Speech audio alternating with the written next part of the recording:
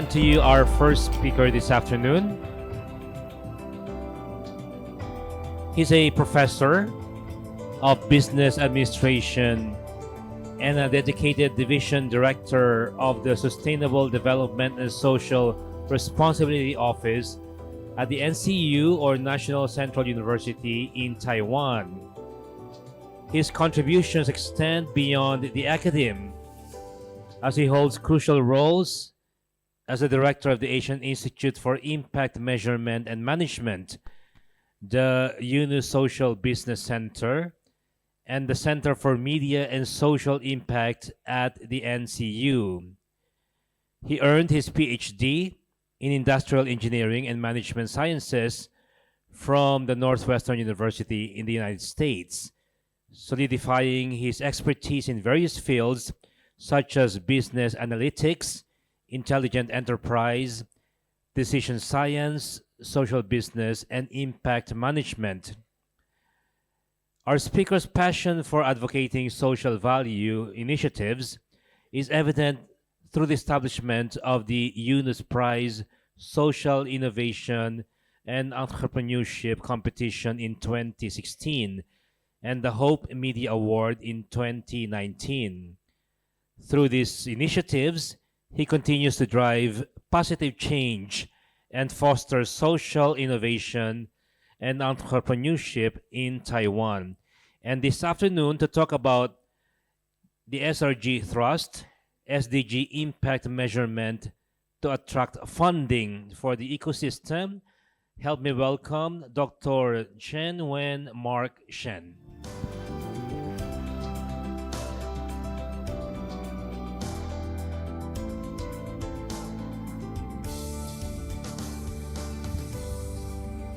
Hello, good afternoon. Yes. Yeah, it's not easy, huh? It's been 2.5 days, right? Yeah, so this is my second time attending this conference. Last year we was in Cebu, right? I stayed in Cebu hotel for 2 days. I never have chance to look around. But I think because the program very good. I think very helpful. So you can learn a lot, and networking very important as well. Yes. So today, I'm going to talk about a very important issue about this one. How to attract funding, right? You have your own way, right? You think, but every organization, especially NPO, NGO, this is their probably most important issue, to get the resource, right, in order to make impact. How to do that? This is what we want to discuss today. Yes. So let me share my background a little bit. So as you can see, my background, very engineering background, right? So actually, I should not attend this conference, right? I should be the engineering conference. But actually, my passion is about, I have to say, because the Chinese community, the parents usually ask the student, their kids, to go for engineering, to go for medical school, right? But my passion actually from high school, actually, is about the social issue. But I think I still follow I'm the good kids, right? I still follow my parents' guidance. So I choose my undergraduate major is about mathematics. So and after my undergraduate, I go to Northwestern for industrial engineering. So engineering is about industrial engineering is for what? To make your manufacturing plan, working, right? Very good quality management for your manufacturing plan and also your supply chain. So when we talk about impact, actually I'm thinking about engineering actually can also bring to this discipline. When we talk about impact, I have to say it's more like the quality management of our social intervention, our activities. So we want to use this impact measurement and management to keep optimizing, keep maximizing our impact. So this is what we want to share about what we can do together. Okay, so as you can see, my left side is about my current job duty. As you can see, very busy, lots of title. I don't like actually, but which means you have lots of pressure, also responsibility. But on the right side, it's about my accreditation, about what I can contribute, what I can help for NGO, NPO, because the other side is about more related to the social part, right? So I will talk about that later, okay? So as a professor, you know what we usually like? To give you exercise, right? So this is our first exercise to wake you up, okay? This is usually our way to talk about how we align to SDGs. Do you find anything wrong with this? Or you think it's very good? Do you think it's good? Actually, this is from our... Do you think it's good or not? Do you think, if you think it's good, raise your hand. Oh, okay. Several, okay. Several. So if you think it's not good, raise your hand. Oh, everybody think it's good? Oh, okay. Okay. Okay, so yours. So as an academic, actually, I'm more strict. If I can give this one a grade, I will give the grade C. Okay. Why it's not good enough? It's about everybody can talk something like this, right? You are talking about story. You are talking how you can contribute. But what's your evidence, right? Everybody, even you don't know anything, you don't know any methodology, you can deliver something like this. Then how you can attract funding? If you can do the things everybody else can do, you cannot attract funding, right? You should do something special, scientific, convincing, accountable, right, to attract funding. This is not enough. I think this is okay. To me, this is just the baseline, fairly minimal. You can do. This is what I take from some very big foundation. Even the big foundation also do that. But the big foundation, why they don't need to attract funding? Because they are already rich, right? But for us, for many PDO here, we need funding, right? We are not rich enough. We need to get attraction from others, right? So definitely this is not enough, right? Next slide. This one look better, right? This is from the Shell Foundation from Philippines. Big one, right? Oh, I don't know why it keeps flashing. Yeah. Maybe the PowerPoint nervous. Because professor, judge it's good or not, right? Do you think it's good or not? Good, much better, right? Because what? We have some numbers on that, right? Not only about SDG, right? But also have some number, right? But to me, not good enough. I will give this report grade B. I'm so strict, right? Why grade B? Because everything here is about output base, right? For example, 66 new scholars supported. To me, it's nothing. If you have more resource, of course you can support more scholars, right? So that cannot show your impact. If you have more resource, you can deliver more beautiful numbers. But as a small PTO, I cannot compete with them, right? Because they can show very beautiful numbers because they have much more resource than you, right? So to me, this is so-called output-based statistics. I don't know why I keep flashing. Auto battery? Oh, it's auto battery. Someone help? Yeah. Okay. Yeah, I think the computer nervous as well. So maybe some have AI here, right?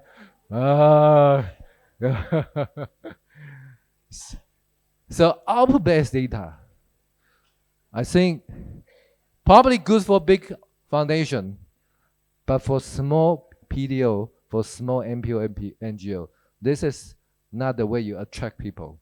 If you want to use this number to attract people, very challenging, right? Very challenging. Okay. So the topic is about SDG. So now this slide, they show some evidence, right? This is because this number is related to which SDG? Education, which SDG 4, right? So they have a page showing the number, and this is what they say. This is a performance, their metrics, right? But for me, if we keep doing this for 100 years, actually I still cannot understand whether we really make change, right? Here we just simply show the numbers, right? But can you show me whether you make change, right? Scholarship, to me, come on. If I have million dollars, I can donate scholarship every year, right? I can even say I sponsor 100 scholars, right? Next year 120, next year 150. But do we really make change? No, right? No. So this is not the way we attract funding. Not good enough, right? So back to SDGs. That's to turn to our next slide. So for SDGs, we know we have goal, we have target, we also have indicators, right? So this is, for example, for SDG 3.2, SDG 3.4, we have target and we also have indicators. Come on, how many of you have really followed these indicators? You already, usually, yeah, that's good, Yeah, I like it, yeah. Only few, very few organizations. But I have to say, not all organizations can use that indicators, right? Because many of the indicator is not for organizations, right? It's for the whole country, right? So which means if we really want to say we contribute to the SDGs, we need to something else, right? And then we also need something else to not only, scientific, but also very systematic. And we also need indicators. We need metric. Usually should be outcome-based approach, to see whether we really make change. Okay, so the UN also noticed this problem because everybody now just use a logo to show, oh, I achieved the SDGs, but no evidence, right? So we need some evidence to show we really contribute to the SDGs, right? So I don't know whether you heard about this new standard, okay? The new standard called SDG Impact Standards. Anyone heard this standard? Please raise your hand. Do you think this standard okay? Yeah, it's better than before. Better, it's not perfect, I have to say. Of course, it's not perfect, but as you can see, they set up some standard, one for enterprise. The term enterprise actually is not for, for profit enterprise, but also any organization, right? So you can use that standard, to see whether we really contribute to the SDGs. So this year, they are going to have a seal, finally, okay? Now, you cannot simply just put SDG logo, right? You can somehow more confident, right? To have a seal endorsed by UNDP, say, actually, I'm really, implemented some approach, system into our operations to really contribute to the SDGs. So we are going to have a seal, I think, going to be available this year or beginning of next year. So this is one thing. Back to our title. You are different than the others, right? You can somehow attract funding because you demonstrate, right? Demonstrate you can do that. They also have other standard called bond issue, and also private equity fund, and this for OECD. So as you can see, if you are interested, I and SRG will maybe organize some workshop in the future to help you to understand more about the standard, and possibly not suitable for everyone because it takes time to do that, right? So we can somehow set up some pilot tests to see whether it's working for our SRG families, okay? So this is one thing probably we can help, okay? So as you can see, to get the seal, actually very challenging. As you can see there, this seal, this whole standard asks you to implement 12 steps. And for each step, actually they are standard. You have to, provide evidence you really, implement that step. For example, step 1 to step 4 is related to, you have to somehow, for the strategy, you have to really take some action, align your scope or modify your strategy, to align sustainable goals. That's very important, So the first step, it's about commit, not just commit, understand your situation, and then integrate sustainability and the SDG into purpose and the strategy, and then set the goals. You need a goal, right? For example, from now, 10 years later, right? What are your goals? What are your goals for your organization related to SDGs? You have to set out the goal as well. And those goals should align to your strategy. So this is the first part. The first part usually the easiest part, I have to say, because we are willing to commit. Commitment to us, no problem, right? But the second part, difficult. Management approach, right? Starting from step 5 to step 9, it's all about impact measurement and management. So for the first 2 days, you already heard about a lot of ways to do impact measurement, right? One, actually, like Professor Pyra mentioned about, it's SRI, right? SRI is one of the approach, okay? The UNDP SDG impact standard does not say, oh, you should use that standard. You can try any. There are many approaches you can apply. But the most important thing is you need to find some suitable way, for your organization to somehow embed this one, embed impact management into your operation. Because I would say SR not suitable for everyone. It's very complicated. Only, I have to say, only if what you have big, resource to support this kind of, very complicated, holistic, okay, good, very complicated and holistic impact management approach. So I have to say the second part, usually the most difficult part. And the third part is about disclosure. It's about transparency. The final part is about governance, integrate, ensure, okay? So don't be afraid. Even it looks very complicated, but if you really want to get a seal, or mean you really want to contribute to the SDGs, of course we can simplify. Actually, we run many pilot tests in Taiwan already. So I know some simpler way, to help you to implement such standards. And there's a mindset you have to be very careful.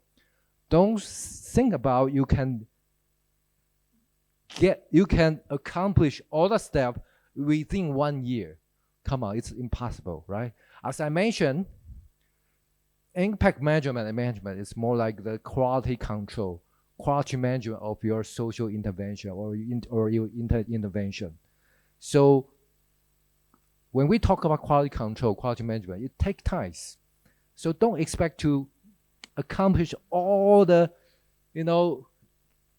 step in 1 year. It takes time. Usually 2-3 years. I think that's reasonable, right? That's reasonable. So this is a very important mindset if you want to think about this new standard. Okay, so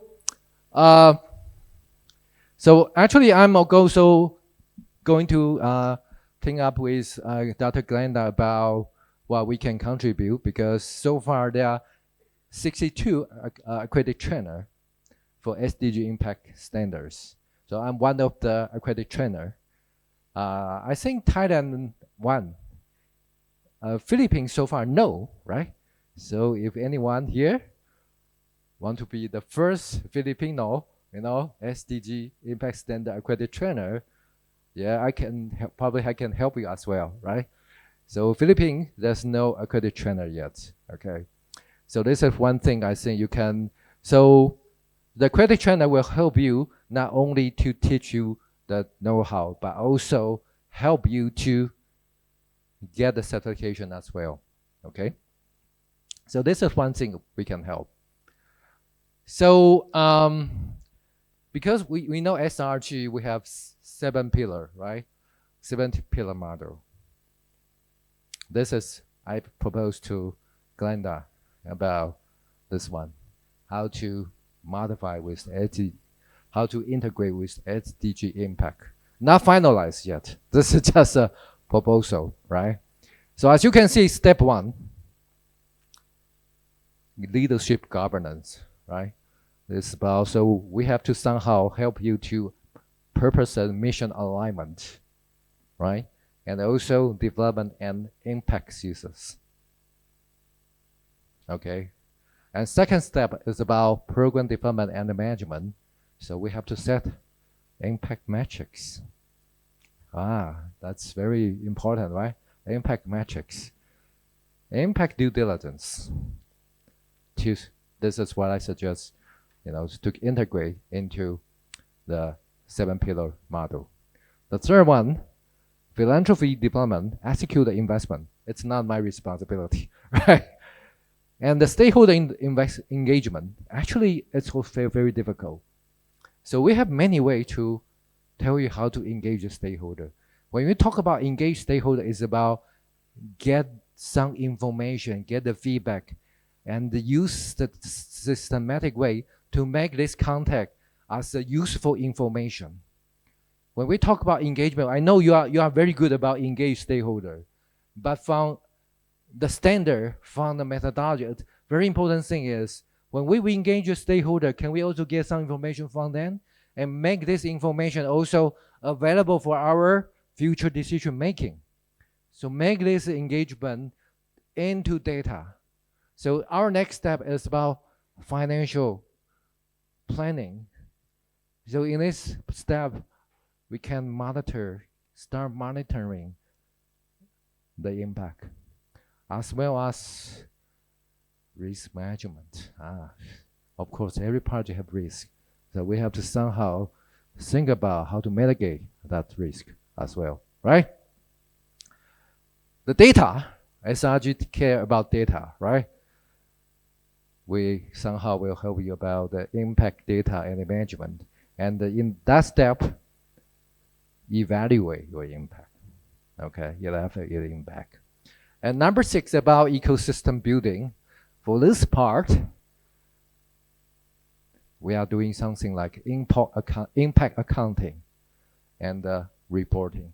So as you can see, reporting is not that important from my perspective. In reporting should be from, if you have data, you keep monitoring, the reporting should be, somehow very easily to get from your database, right? So reporting is always not the issue, right? So actually, I'm going to help about the impact accounting as well, because there are many NGO, NPO, PDO here. You are actually, when we judge your performance, we cannot judge by your financial performance, but we have to judge from your impact accounting. evidence, right? So this is one I want to promote. And about knowledge sharing, to make more people understand your contribution, right? And you can share your knowledge with others. This is what we call ecosystem building. And finally, the seventh pillar, spirituality. It's about, can we do something better, right? Governance for impact maximization. So ideally, somehow I think we can integrate this SDG impact into the 7-pillar model. So we will keep discussing with Dr. Glenda about this and to see whether we can somehow use this together to really help you to maximize your impact. Okay? So Dr. Glenda also mentioned about your case study will be shared among the general public. So we have a magazine called Asian Impact Management Review, which is published about, I think, 2 years ago. It's not only in English but also in Chinese.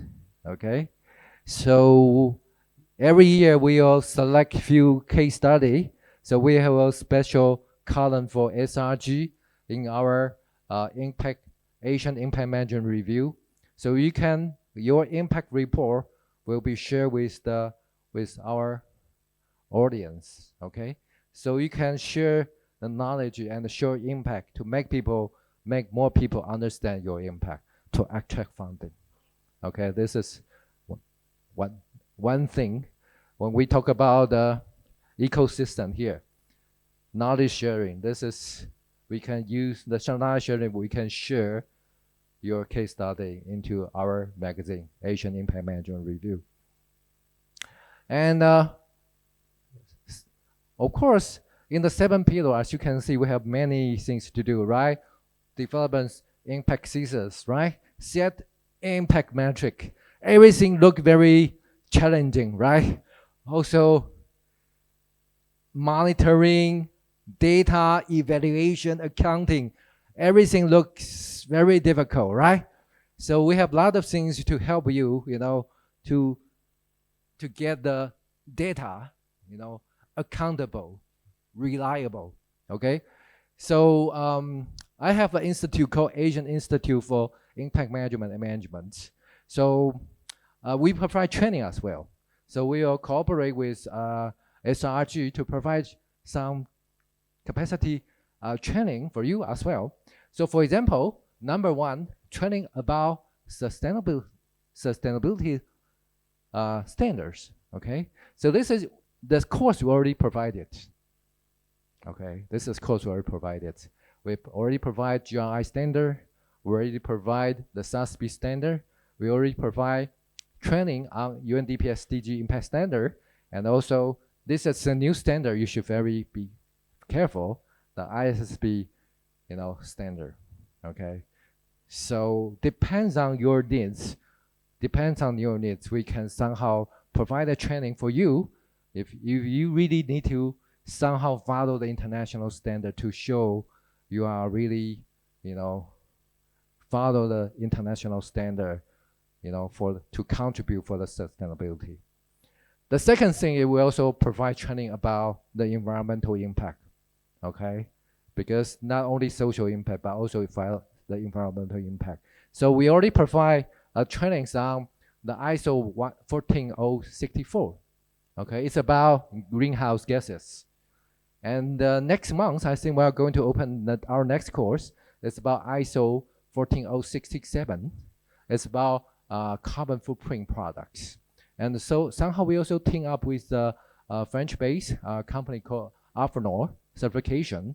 Okay, so this is because now Taiwanese government focus more on the environmental part, environmental impact. So now every public traded company, they have to somehow provide a carbon footprint report for the government.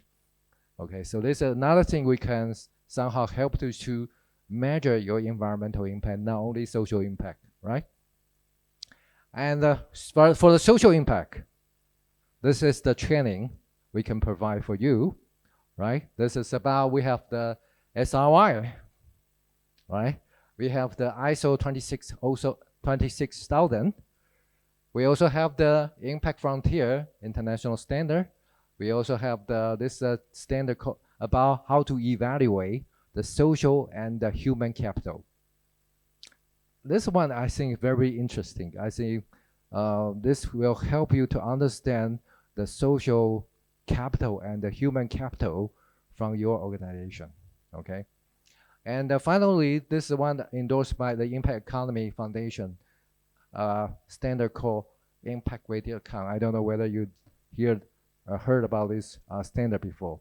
So as you can see, when we talk about ESG, sustainability, everything will provide actually based on international standard, okay? So to help you to stand out, different than the other NGO NPO, because you somehow can provide evidence to show you really follow international standards. Okay, so also we have this kind of training starting from this year, social enterprise. Okay, so starting actually next month, we will going to provide actually, I don't know whether you know this organization called SDWF. They have the social enterprise certification called People and the Planet First. Okay, so far only one Philippine social enterprise verified, only one. Okay, Taiwan no, but we are going to help. Starting, we are going to mentor about 15 social enterprise to get a verification. So this is just a very big movement, because SEWF actually in the social enterprise domain for many, many years. I think if you are in the social enterprise domain, you know SEWF very well. And by the way, SEWF conference will be in Taipei next year.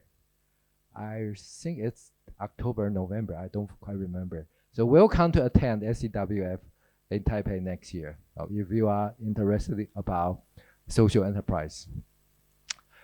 And of course, we can help. I think Dr. Genda mentioned about for your report, someone need to endorse for you, right? Otherwise, anybody can talk about SRI, right? Even a student can say, oh, I analyze SRI for you, right? This is your SRI ratio. But can this SRI ratio countable? No, right? For financial report, you need verify, certified accountant to verify your financial data. For impact report, of course, you need also verify, certify professional to do that, right? So actually, we are somehow advocating the importance of accountability, okay? So because I'm the so-called, as you can see, level 3 advanced practitioner, it's more like a certified accountant, to write the impact report. For SRI report, actually, you have to trust the one from, we call AP3 level, the highest level, the most advanced certified professional to somehow sign for your impact report. Okay, so this is one thing we can help, to help you to get your report certified, or even send to the third party to get your report assured. Okay, so this is how you attract funds, right? You actually attract funds, to build up your credibility, right? Otherwise, to me, your story is very touching. You already touched their right brand, right? Right brand is related to what? Creativity, right? And also arts, right? So your story very touching already. But for the left brand, it's more about logic, right? When we talk about logic, we need something more convincing. We need evidence, right? So we need this one. We need this one, to somehow make your proposal, make your report more attractive than the others. Okay? So later in my last slide, I will also show you an opportunity probably you can apply. Not all of you, but later. So this is one thing we can help. Actually, I help many big foundation in Taiwan to get their report assured as well. So, of course, we can also help you on AI. So, everybody talk about AI. So, originally, I don't want to talk about AI, right? You know Jason Wang, the founder of NVIDIA, right? NVIDIA actually, Jason Wang actually born in Taiwan, right? Now, NVIDIA is the third most valuable company in the world because it's the AI product, right? So NCU actually is also here. As you can see, I circle here. So we are only one of the university in the Jason's ecosystem. So if you have something you want to cooperate, you can also contact me about this, okay? And finally, I want to share something with you. The DBS, actually starting from they have a fund, okay? You can apply for. If your company is located in Singapore, China, Hong Kong, India, Indonesia, or Taiwan, okay? Starting from this year, actually they so-called call for application, okay? Call for application. The winner can get the award about 250,000 Singapore dollar, which is not bad, right? Which is not bad. But the NPO, NGO, nonprofit organization cannot apply.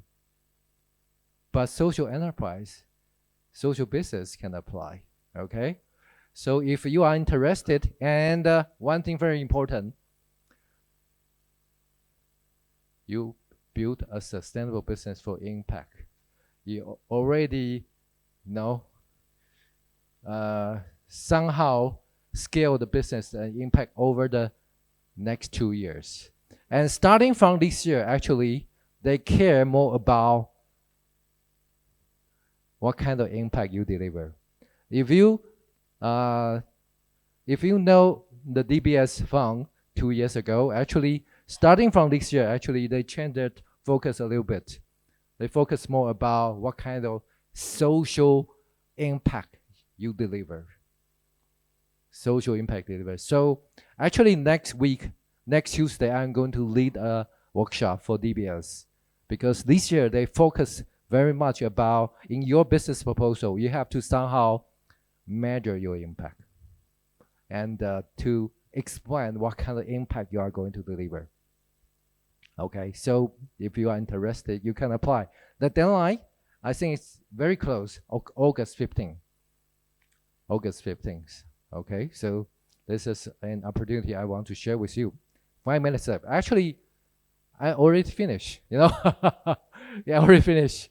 So this is my talk. I think it's been a very long day. So here I just want to share what I can contribute to help you think up with SRG, to make your proposal report more attractive. Okay, thank you. Okay.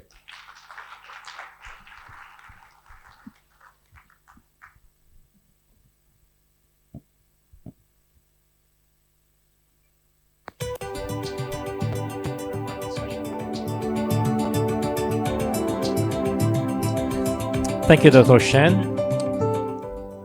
Our next speaker this afternoon is a Canossian priest. I'm sure many of you are familiar with him.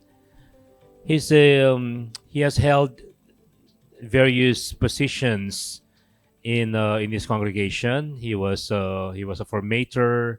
He was a council member. He's currently a parish priest at the San Pablo Apostol Parish in Tondo, Manila, that takes care of more than 200,000 Catholic faithful in their pastoral, evangelization, and sacramental spiritual needs. He's the director of the magical mission of the same San Pablo Apostol Church, among other things. And this afternoon, he will be talking about the SRG capacitation model in the context of the parish where he works, that is, in the context of San Pablo Apostol Parish in Tondo, Manila. So let us welcome Father Reynaldo Daguitera.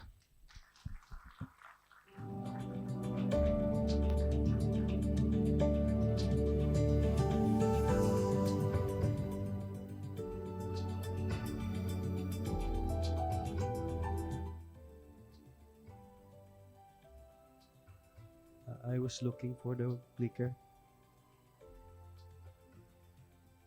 Good afternoon. Are you still alive? I was looking for the donors. They're not here anymore. Okay. Uh, Actually, it's not really. I'm not talking about the details of our SRG 7 SRG pillars. I just want to show our story when we have already SRG within our parish. So this is to encourage you that even though many of us are looking for funds and we try to professionalize it, but what we can is also possible even in our own part.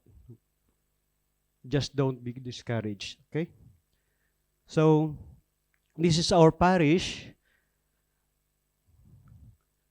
And you see, we have the biggest cross in Manila. That's how heavy to carry this parish. Whole wall.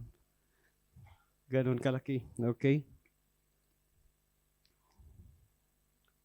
This is my problem. It's not changing. Okay. Our parish is, we have around 16 barangays in 1 square kilometer. Before, we tried to estimate around 250,000 because there was these new buildings and then a lot of them, they don't have a birth certificate even. And some are going there as squatters in the slums. So we cannot really monitor the actual population we have. But what we did is that we tried to see the record of the National Statistical Authority, but it's not so reliable because we have so many people there that are not registered. And you can see our parish is just nearby the sea, no? And we have this, all these people are living along the coast of Manila. And up there is the Smoky Mountain. You're familiar to the Smoky Mountain. You know? So for 1 square kilometer, now, according to the in national statistics, we have around 90,000 registered in all 16 barangays. And in just 1 square kilometer. And when I took over the parish, right away, we set up, we call this kapihan ng parokya, to discuss what is going on in our parish. And we tried to call the elders in order to understand the situation. And we found out we have around 11 priorities, but I told them, I think it's very difficult to pinpoint if we have 3 out of 11 priorities. So we discussed, and then we found out 3 major causes of our problem here. First is pollution. So this is, you can see my parish, you know, very clean, you know. And another one is peace and order. Many of our fathers there were in prison. I remember I was invited to celebrate the Mass in city jail. And I asked them, who are coming from San Pablo Apostol? I was shocked because almost half of them are raising their hands. I told them, okay, we can transfer our parish. Anyway, you are here anyway. But deeply also, I was so sad because is this the direction of my parish? So another problem we have is poverty. You can see all these trashes and boys are looking for food. So what we did with SRG, we are helped to make our parish strategic plan, and also Dr. Glinda helped us to have our financial plan. And then we try to implement this. So our first intervention is giving these children food. How can they study if their stomach is hungry?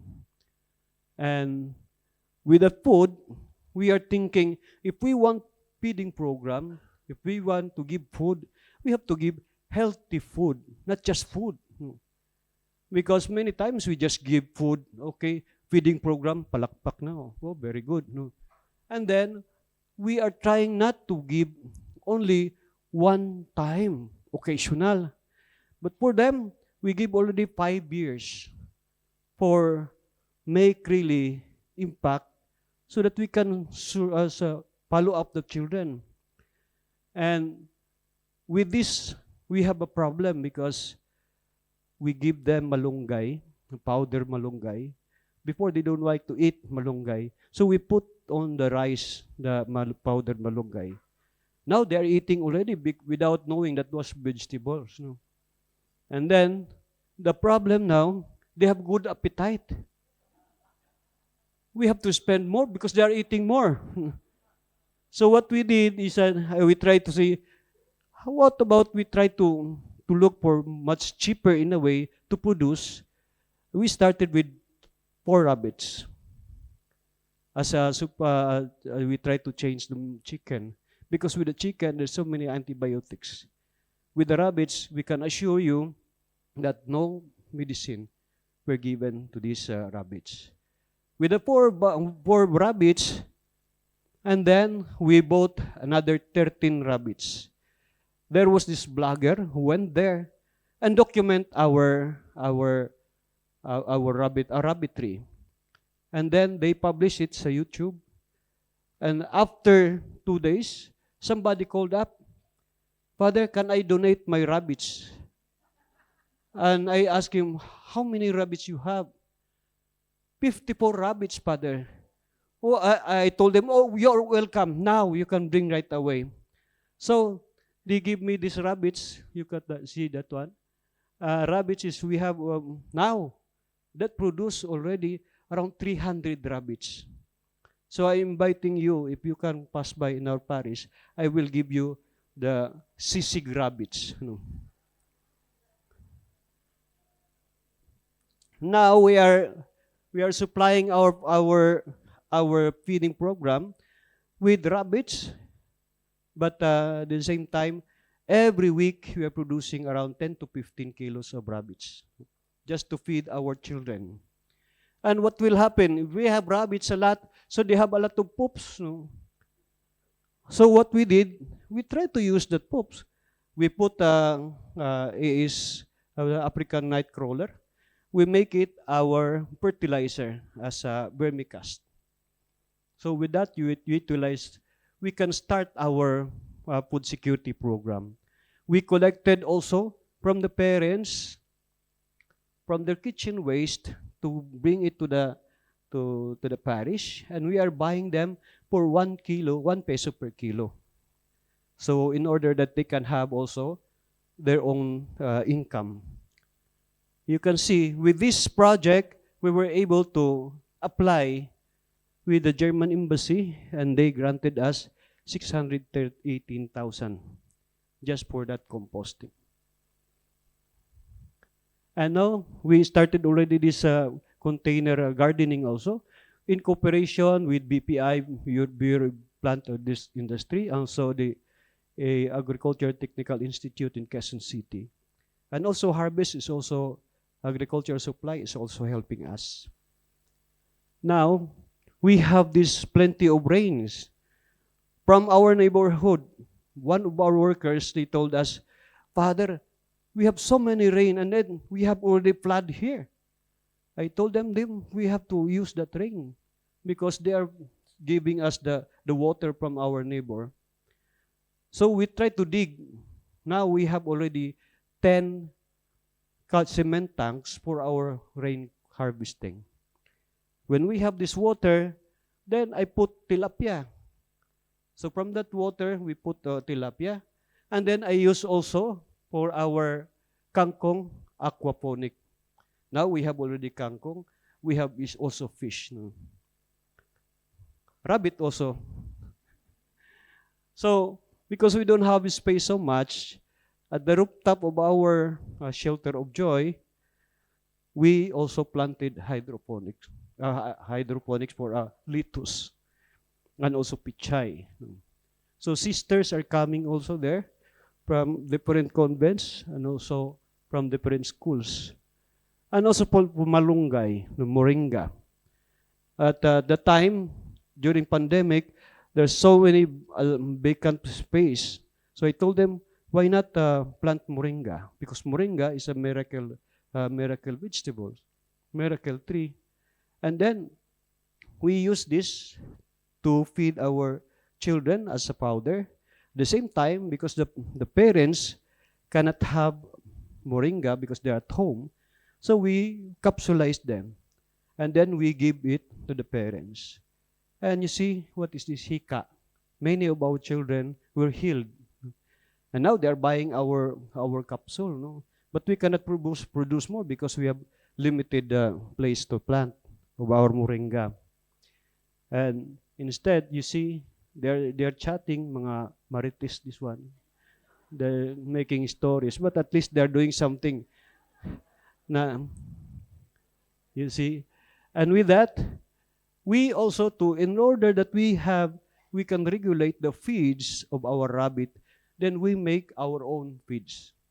So we have this azola, and then coming from moringa, we planted also mulberry, and also madre de agua, that's Daguitera, and also there's rice bran. With azola, it's a feed for our fish, and we mixed it with other leaves, and then we create our own pellets, no? Rabbit pellets. Okay. So, with our fish pond, with the tilapia, so we try to teach also our children to fish. So they know now that the fish is not just coming from the market. So you have to fish. And this we have our also scholarship with the children we have. We call it Shelter of Joy. So the program with Shelter of Joy, we bring them to our parish. We give them feeding program and then send them to school. And when in their vacant time, then we can also teach catechism and other some activities in the parish. So also with the parents, they are collaborating with us. So they are also cooking, they're cleaning the area, and they are also planting. We are teaching them how to plant. In a small way, they are already creating their own food. And we are also giving them around 5 kilos a week for their families of rice so that they have something also to eat. And also, we have a lot of clothes because in Tondo, we have a lot of fire. So when this area, we are having fire, also the other one next week, another one. So the other one got jealous. Kami rin. No? Why? Because also, you can see the place is very congested and very difficult. It's really slump. And we have a lot of people. So with these extra clothes, we try to refurbish them as rugs. No? And another one, an additional income. And we explore also our long term really is to have this housing because we have to remove the people from the city because it's congested, and hopefully little by little we can transfer it to them, to the other place. With that, we are also having our cooperative with the help of EPSED, and we started already our own savings. And also we try to collaborate with our barangays, officials. We activate the OBAS, and these are our donors for our solar panel. And these are various activities we try to do in our parishes, in our parish. We have this community and sacramental activities just to reach out. Every Sunday, we have around 12 to 14 masses, no, just to reach out our people. And we have this catechesis and trying to enhance our BEC. And the cooperative, we have savings now and also consumers cooperative, although some of our consumers not yet registered. And activation of our OBAS with the Barangay Pastoral Council to easily conduct and connect our programs in the parish. And these are our network also, helping our long-term plan for our housing. FSED is helping us to organize our housing. And also, obviously, SRG Impact, we are still waiting. Hopefully, will come soon. And UNIDO is also helping us how we can make our own enterprises, no, or a little business for our people. And when the SRG came in our life, in this organization, obviously we try as much as possible how we can implement the capacity building, also the continuing formation. Sometimes I'm not available, but I ask the record. So even if you're not available, ask so that in the evening you can still continue.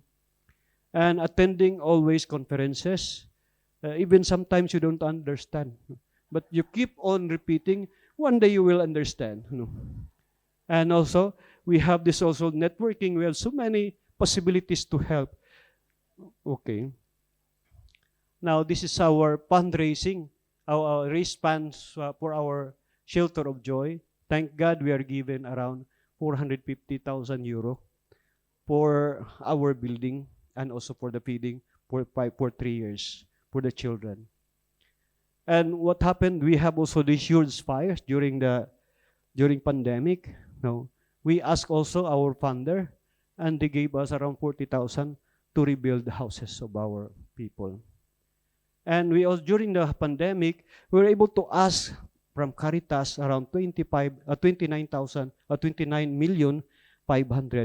as a gift check to give to the people because they don't have food. So we distributed this, and they're so happy. Even the robbers are not anymore robbing because they have already money. And we are also given a possibility for our other benefactors. We have this mission appeal. In fact, I'm going on August to have another mission appeal to have a connection. So we are given last time around $12,000. And with the Deacon Steve, who is the one of our friends, part of our ecosystem, has been also helping us. And he gave me initially around 10,000 for our church. And also for our congregation, we have around 6,000 euro. And this is the gift from Solar, from our donors. Just imagine, we have the savings now, only from 6 months operation, we have around 294,000. This is installed 100 kilowatt. As of now, it is operational, is 64 kilowatt because of the difficulty of the local government for approval. And you can see, by hopefully, we can have by 12 years, by 25 years after the operation, we can have around 12,568,000. And we try to compute after 7 years, our savings will be 58,000 per month. And this is what I saw in my record in the computer, in my cell phone. Right now, we planted already around 3,888 trees. You see, without land, we can plant trees. No. If you just install this solar. So last time also, by the way, this year is my 25th anniversary. Pray for me, And in just one night, with that event, we are able to raise around 700. Now, they said around 800,000 just for one night. So you just keep on asking, no? Huwag mahiya. Anyway, it is for the Lord. No? Amen. So this is our raised funds. During the pandemic, we were able to raise around 117 million, and we give all to the people. No, don't ask money for me, because I gave it already to the people. And also donation from other initiatives. We have around 27 million. Also from the US, from our friends, they give us 2 million. And for this only 3.5 years, we were able to generate around 146 million for our parish. You see, we can do something even without indicator yet. So this is our long-term plan to have this columbari, planning to raise this 150 million trust fund for our parish. I think this is doable with all your help, especially with your prayers. So this is our scaling up for this, including all of you, planning for our maintaining for our solar. To maintain our parish, we need to have this to help our cooperative with microgrid off-grid of our solar. We need a funding around 6 million. And for 5 parishes administered by Canossian Fathers, we have around 500 kilowatt and 2 formation houses. We estimate around 27.5 million funding needs. And sandali lang. For schools also with the Canossian sisters, we have already one during continuing installation. We need another 27.5 million. And for Ecosystem, this is for all of you.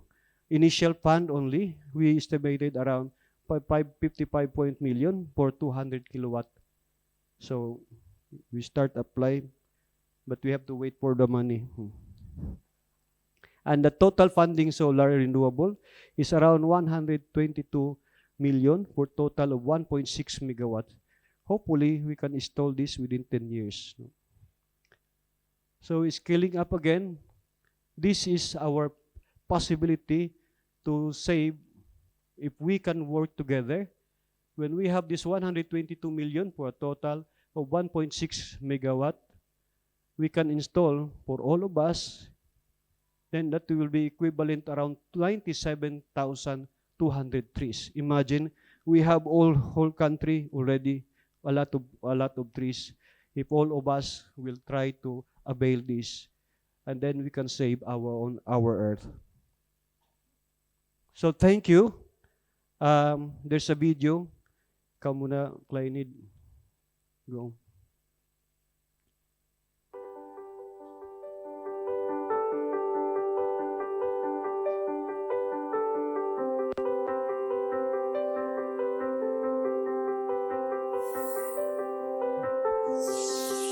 This is Magical Mission. Since 2018, amidst the densely populated area of Tondo, Manila, where people experience poverty, problem with peace and order, and pollution, Magical Mission serves as a channel to engage a wider community and encourage them to actively participate in different programs. We are advocating accessibility to proper and quality education for the young people of Tondo through our Shelter of Joy Scholarship Program, Feeding Program, and Youth Development Program. We empower individuals to develop their skills in order to foster self-sufficiency and promote long-term sustainability through our livelihood programs, HASIC cooperatives, and urban farming. And ultimately, we dream to provide permanent homes to deserving families where they can live a more dignified and productive life through our housing project. Magical Mission provides extraordinary opportunity for individuals and institutions to actively participate and make a positive impact on the lives of our beneficiaries, ultimately contributing to the transformative environment we aspire to create.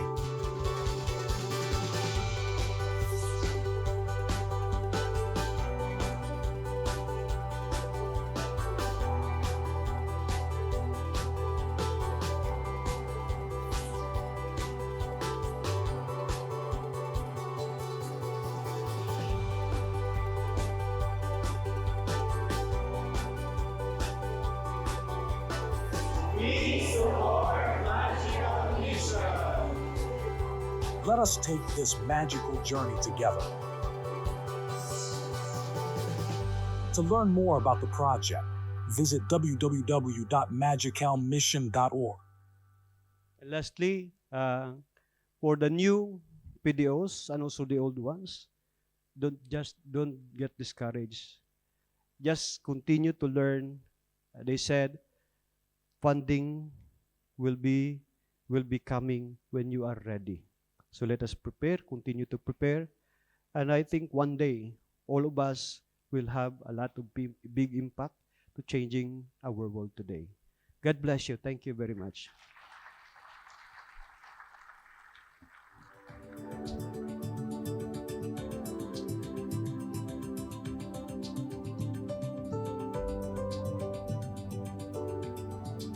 We will now have our panel discussions. I would like to invite Dr. Chien-wen, Mark Shen, and Father Reynaldo Daguitera to join me on stage.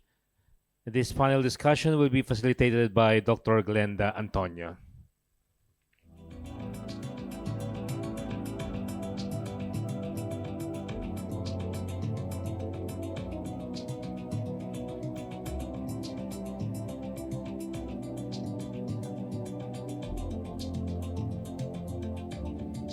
If you do have questions, SRG kindly facilitate the papers for the questions.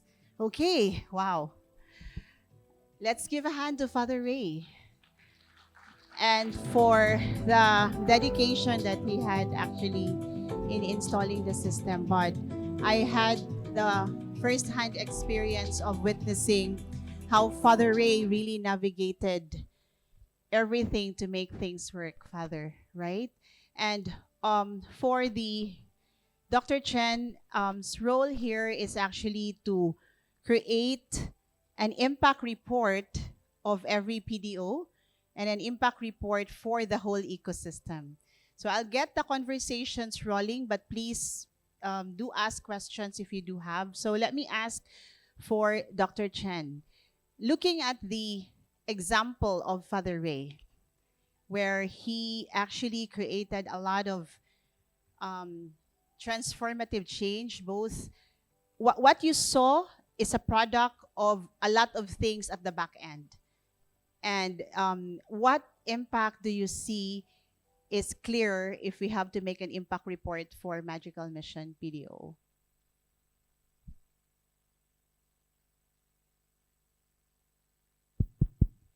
Yes, I think we can do that from two perspectives. One is about the environmental impact, and another one is about the social impact. For the environmental impact, I think we can somehow use many so-called output indicators. Output indicators. Output indicators. Okay. Yeah, so you don't need so-called outcome indicator metric to do that. You know, for environmental impact, usually I think those output indicators should be enough, right? But somehow you also improve the well-being, people, stakeholders' well-being. So for that part, I think we have somehow, usually for big project, we'll do some interview first, you know, because there are some unintended outcome could happen to our stakeholder. So usually we do some qualitative interview with the stakeholder to know maybe there's something actually we don't know. And to know the outcome, not only negative, not only the positive one, but also the negative one. So based on this so-called, we know the chain of event happened to the stakeholder and identify the so-called well-defined outcome, and then find suitable measurement, you know, for this so-called social metrics. Yeah, social metrics. So, whether you need to measure the SRY is another issue. So when we need SRY, actually, when you want to attract funding, if you don't want to attract funding, to me, actually, impact measurement is already enough, you know, because you know, for example, for impact, we usually talk about the scale, right? The depth, the duration, right? Usually this is the impact we want to measure, right? When we talk about scale, it's about how many, right? When you talk about depth, it's about, you know, for each metric, we want to the depth actually as deeper as possible, right? And also, another thing is the duration. The impact can last longer, right? We also need to measure that, right? I think this information probably enough. But when we talk about SRY, it's usually want to attract investor. It's for the capital world. Yeah. So in other words, there's two different kind of results, impact report, so to speak. If it's for your organization, Father, where you want to see if your programs really helped, that can be at that level. But when you do the SROI report, it is because you want to attract more funding because the problem is not solved yet, right? There are still gaps. Like you're talking about 90,000 people or 190,000 people condensed in that area. And you're talking about how many children are there in shelter that you're able to reach. How many Shelter of Joy centers should be placed in Tondo in order to make the area improving when it comes to progress, right? I have a follow-up question before I ask this question to you. Who makes the impact report? So you're saying from the perspective of the school, you will go to the community to make your research to them, right? Is it just the impact report has to be done by a third party, or can their office database officer do the impact report for them? Okay. For quality management, I think internal, it's okay.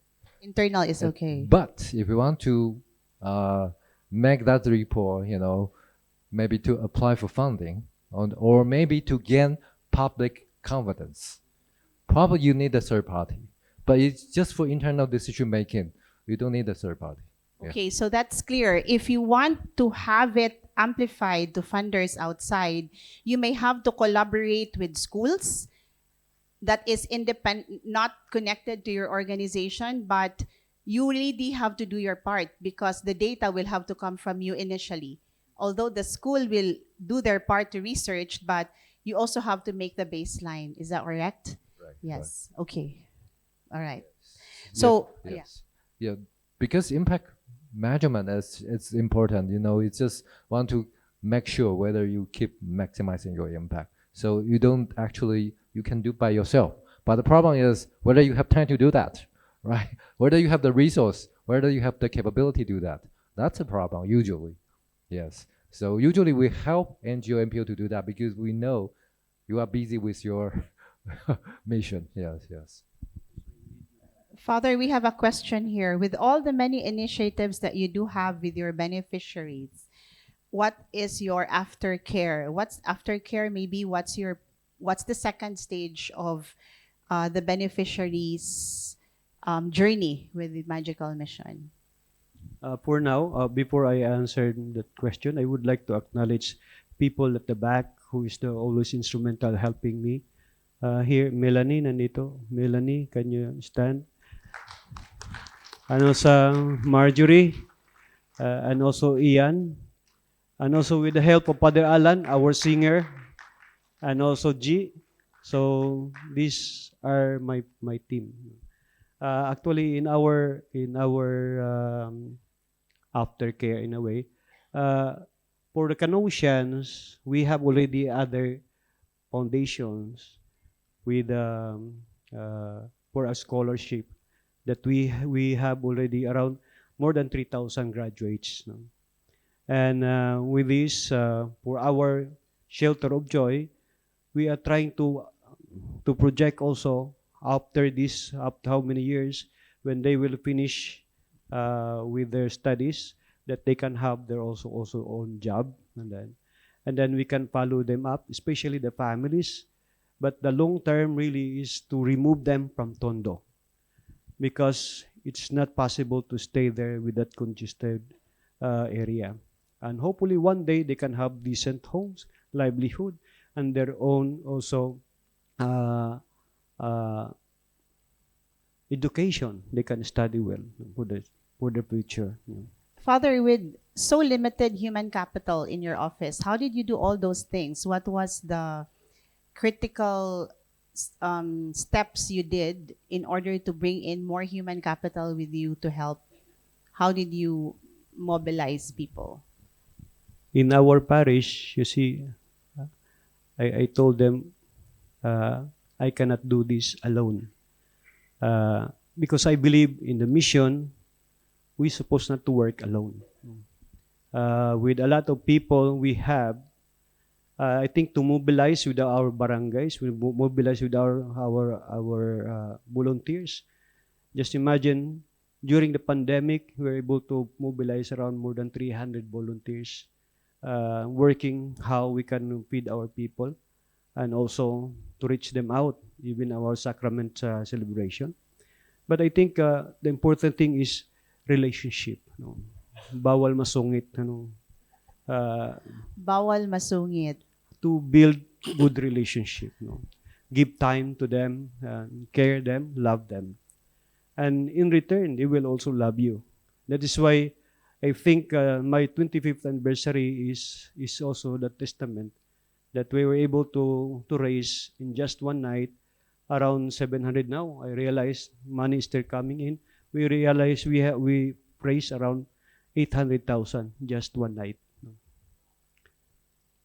And I think just that one night, the reason why funds are still coming in because the system that they have is already in place. Fast forward, Father Ray becomes General Superior. What happens to Tondo?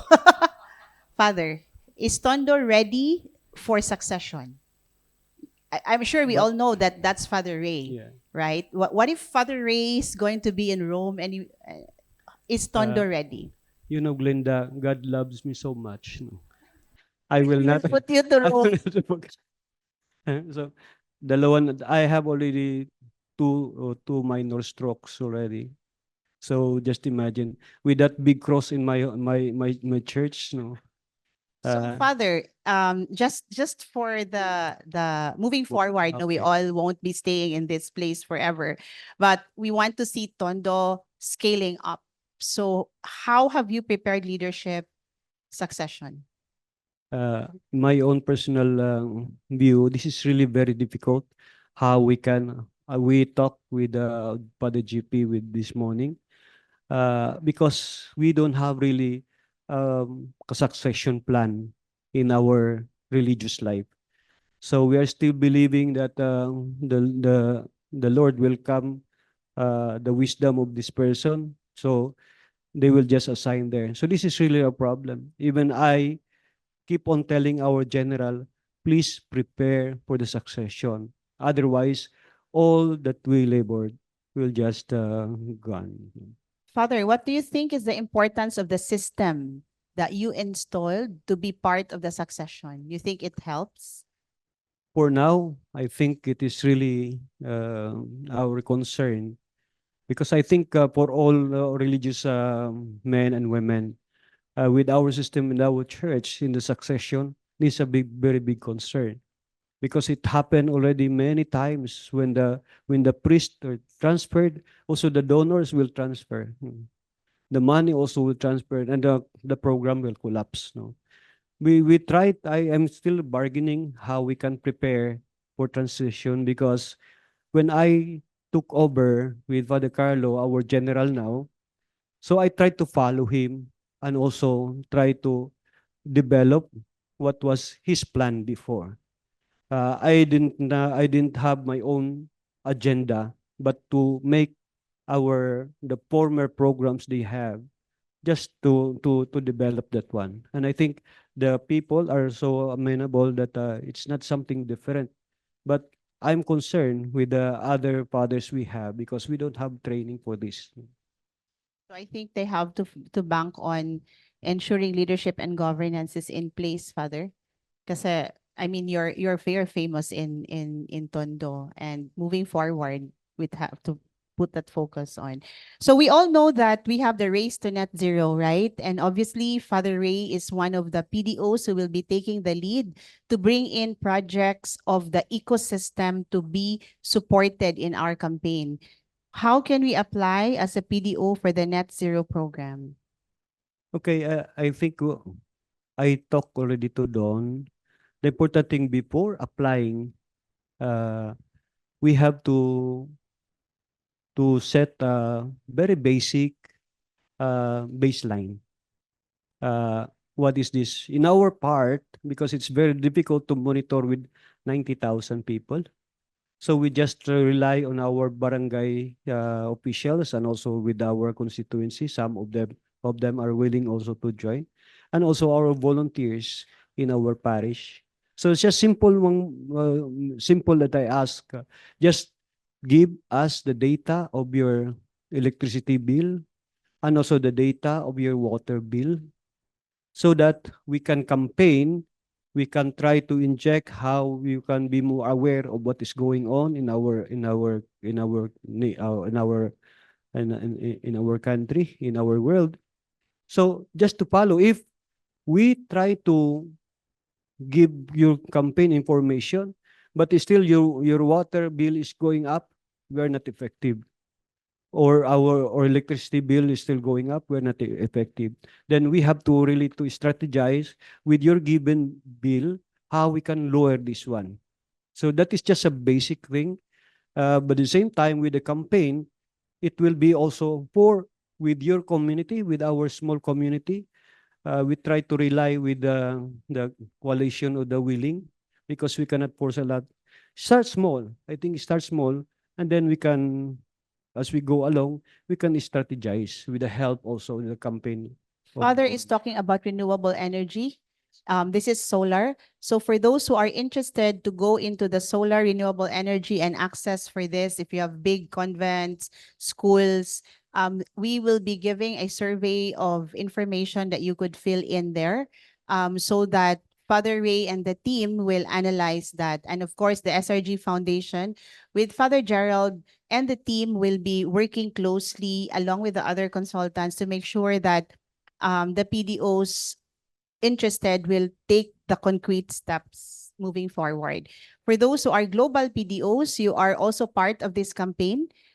For this, the supplier of the solar panel will be part of a grant fund that will be supported to install, so that whatever you save will already, Father, go to the scholarship program, because Dr. Mark was saying installing solar is not yet an impact. Yeah. He told me it's not yet impact. You're not gonna say impact on that. The impact is, so what if you save? Where did the savings go, Just right? to add something, what happened, why we have the solar panel. These donors came to us, and then he told me, Father, if I will give you this amount of money, maybe few months, they're gone. What about we try to install your solar panel? And then when you have the solar panel, what savings you have, then 80% of that will go to your social impact activities, and 20% will be given to the administration. Administration. So with this, we are just lucky because Chevron came and also another donor came. So we have around 2.2 million that is given to start our solar. And with the company also that is helping us, so they give us also 1.5 million to 1.1 million just to, we will amortize it so that after 7 years, then that will all will be given to the parish.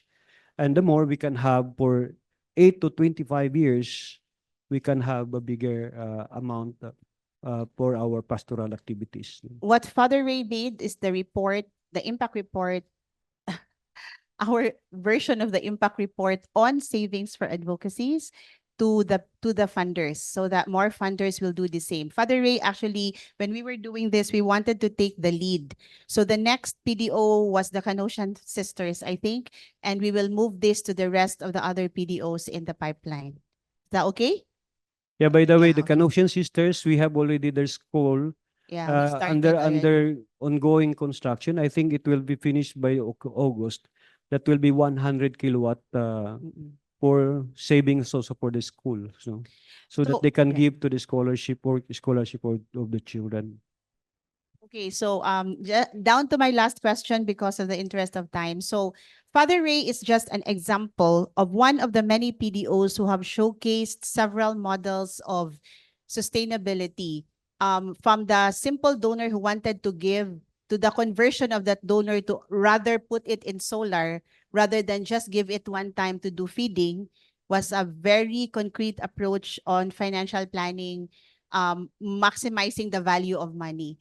So for the PDOs who have models like Father Ray, for example, Father JP on the chameleons, they've designed something for health, or the IPSED have designed something for housing, or the Carmelite have designed something for bamboo initiatives. Put that on the table, because your model will trailblaze an impact story. So more and more PDOs who are aligned in the same structure can easily be attracted for support and access to capital.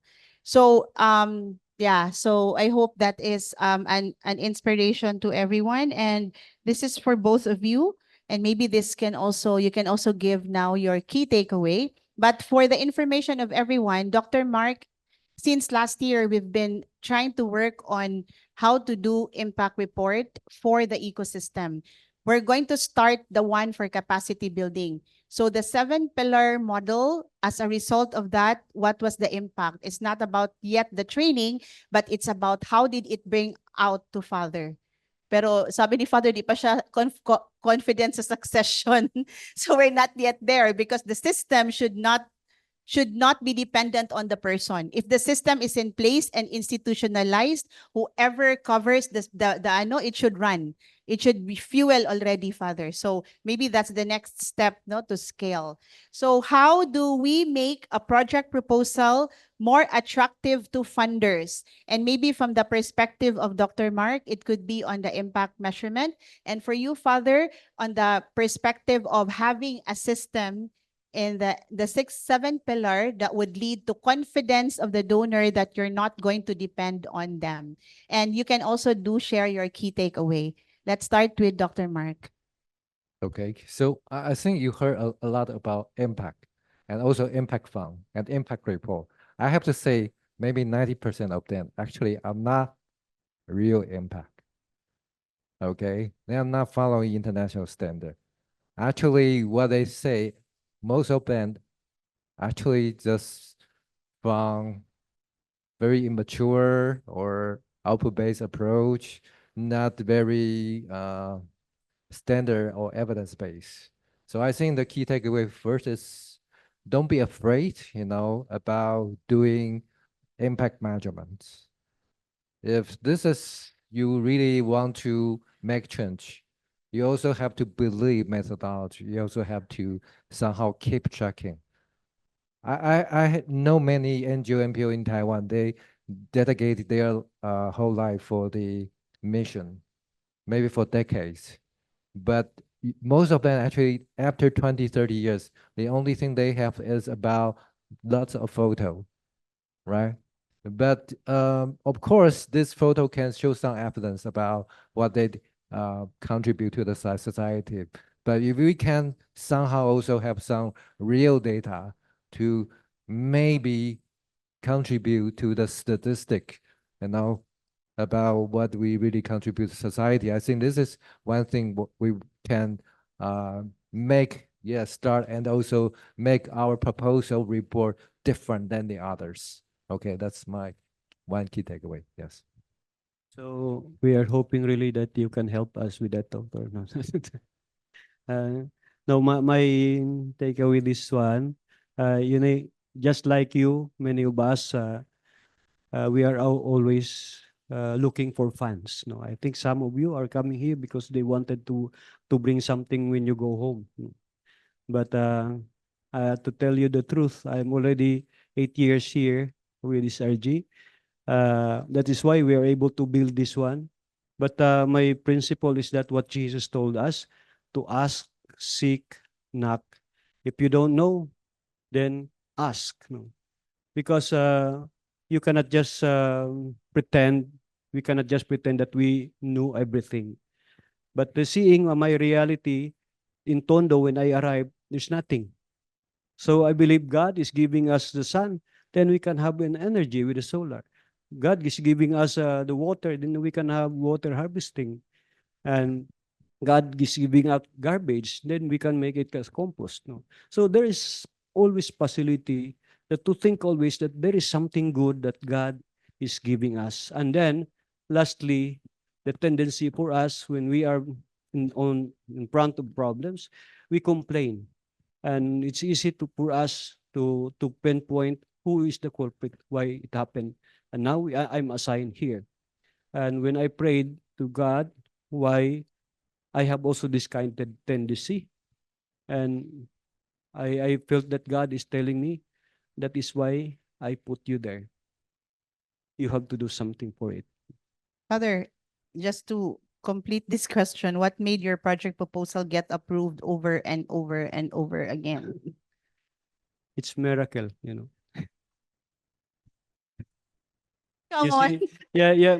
To tell you that the truth is, it's not because I was approved. I experienced also You prayed. a lot of rejection. Rejections. No? There you go. So if you are not rejected, then you will not have also project to be approved. No? Yes. Never give up. Never give up. Just few even missio, like for example, missio, we are given around this more than 450,000 euro. But it's not just because we submitted, but we submitted also some, many of proposals, but that was also rejected. You know, it bleeds my heart. But maybe it's not time that God will give us. I keep again ask, seek, and knock again. Continue, just continue. Don't give up. There may be the success story, but behind that were challenges. So it takes a heart, patience, and to share the narrative to be able to have a successful impact in this journey. Thank you. Thank you so much, Father Ray and Dr. Mark.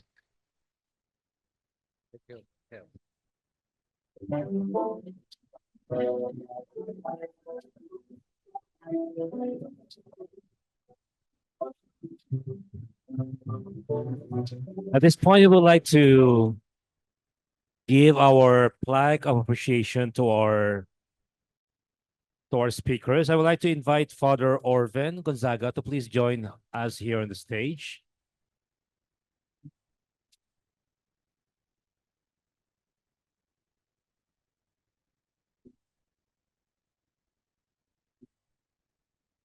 So let's begin with the first one. This plaque of appreciation is presented to Dr. Chien-wen Mark Shen as keynote speaker during the 8th Asian Spring Rain Global Asian Philanthropic Development Conference on the topic SRG Thrust, SDG Impact Measurement to Attract Funding for the Ecosystem, presented this 26th day of July 2024 at Amari Bangkok Hotel, Thailand. Signed, Engineer Mark Anthony Antonio, Father Victor Gonzaga, OSA, and Dr. Glenda Antonia.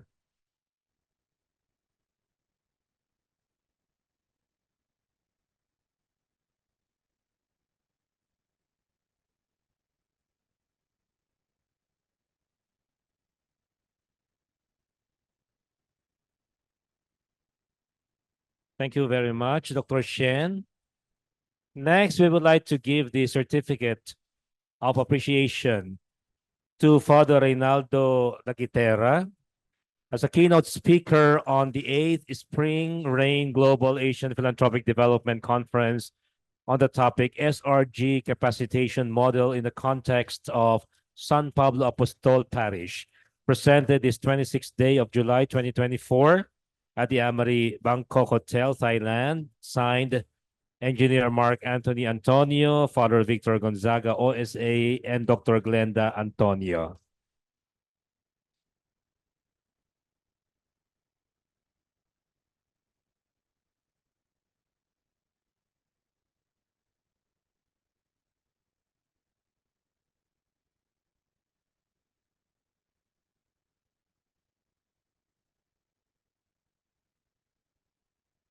Thank you very much, Father Reynaldo Daguitera. Now we are down to our last presentation this afternoon, after which we would have our small group discussion on with different PDOs on social enterprise initiatives. So let me now present to you our last speaker for this afternoon. He describes himself as a change catalyst and coach whose primary responsibility is to develop and facilitate programs to that drive mindset and behavioral change among participants. He's very passionate about purposeful learning and innovation, and often seeks to experiment and discover new perspectives to solving complex problems.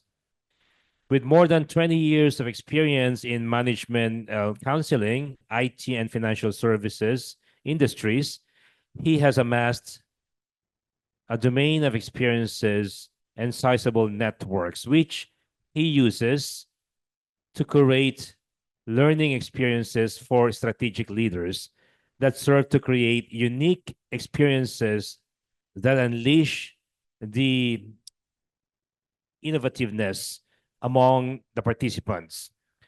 Our next speaker is also an alumnus of management consulting firms and think tanks like Computer Sciences Corporation, now DXC, Msgr, DDI, the Conference Board, WDHB, and Singapore Institute of Management. And this afternoon, he will be talking to us about social innovation and entrepreneurship, harnessing creativity for social change. Let us welcome Mr. Adrian Phang.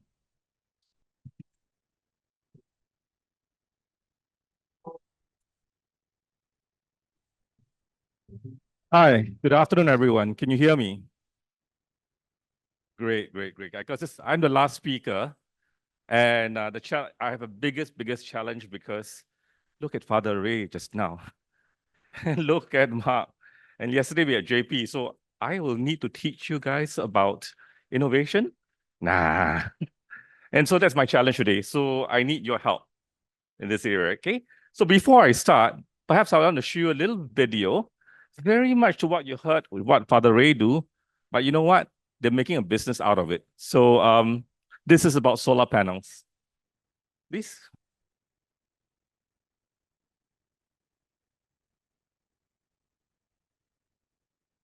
Wait. I think they are trying to.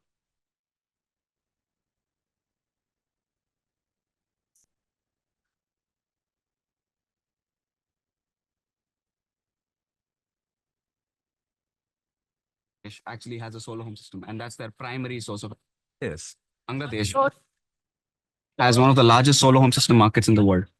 Over 5 million solar home systems. So most households in every rural area in Bangladesh actually has a solar home system, and that's their primary source of energy. So what we do is we interconnect solar home systems and we enable energy sharing between them, which is basically trading.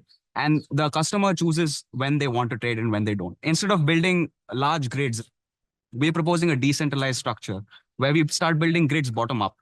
Any home that has solar panels and a battery can buy this special box, which connects them to another house with the same setup. The box allows the buying or selling of energy between the homes. What this means is that all the boxes can connect to each other to form a microgrid. It's like a water tank of community energy that people can give to or take from. The beauty is that this microgrid can then connect to the adjacent village's microgrid, and the network becomes stronger and stronger. You have one solar home system, you interconnect with your neighbors, you make it 50. Slowly you interconnect villages. Once you've collected 100 villages, you can put it up to the grid. You can sell to the grid. Forget buying from it. You become the primary energy generation source for the country. So the idea is we are like a swarm of bees or a swarm of fish that move together, pool in all our energies together to run bigger loads. Decentralized generation sources. Every household has their own generation source. They're independent and they have that power in their own hands instead of depending on the government to provide it to them. Bangladesh has one of the largest solar home system markets. So okay. So you can see, you talk about solar energy and you are actually putting solar panels on top of your households and all the different houses to save money, right? But you know what? It could also generate money, right? If you actually work together as a community, work together as an ecosystem, then you could provide energy for the people around you to do other things, you know? So it's very interesting because that's what innovation is all about. And yes, hi, I'm Adrian, and I'm from Singapore. And this is my presentation for today. So I come here with a purpose and a mission, and that purpose is business improvement and business innovation, right? And what I want to do is to provide success for social enterprises like you, like those around you here. And how I do that? I do that in the form of workshop facilitation, a little bit of coaching, and also by using business design principles. So how many of you are familiar with design thinking? Could you put up your hand? Okay. Okay. Very good, Angel. So design thinking is a process where you actually come and think and start from scratch, right? And you start to understand what the problem is. So it's a problem-centric process. But the important thing is you're not solving the problem. You're solving the opportunity. Because if you go and we want you to do is we want you to dig down and understand what the problem, the root cause of the problem is. And there's always a root cause. And when you find a root cause, you realize it's very far and very different from what the problem is in the first place, right? But business design is an extension of design thinking because you need to bring that forward because, you know, if you see companies these days, a lot of them say, oh, after my first design, and it's my first invention, I thought it's very good, right? But the problem is for these companies, even though the inventions are good, they will only fit for purpose among their friends because, you know what? You know, your friends will support you in any case. But if you go to the big bad world outside, right? And you go international, whatever not, you will, this problem will not cut the situation. So what we try to do here is to look at things from a social enterprise perspective. And the different, as you can see, there are different satellites around there. So I shall not bore you with this, but what I want to do is also to share with you where I come from. Okay? So I was schooled in St. Joseph's Institution. So I'm the LaSallian representative here in this group because there are no LaSallians in this community. Am I right to say that? Right? So yeah, so we're from LaSalle. Vincent there is also a LaSallian. And basically, it was founded in 1852.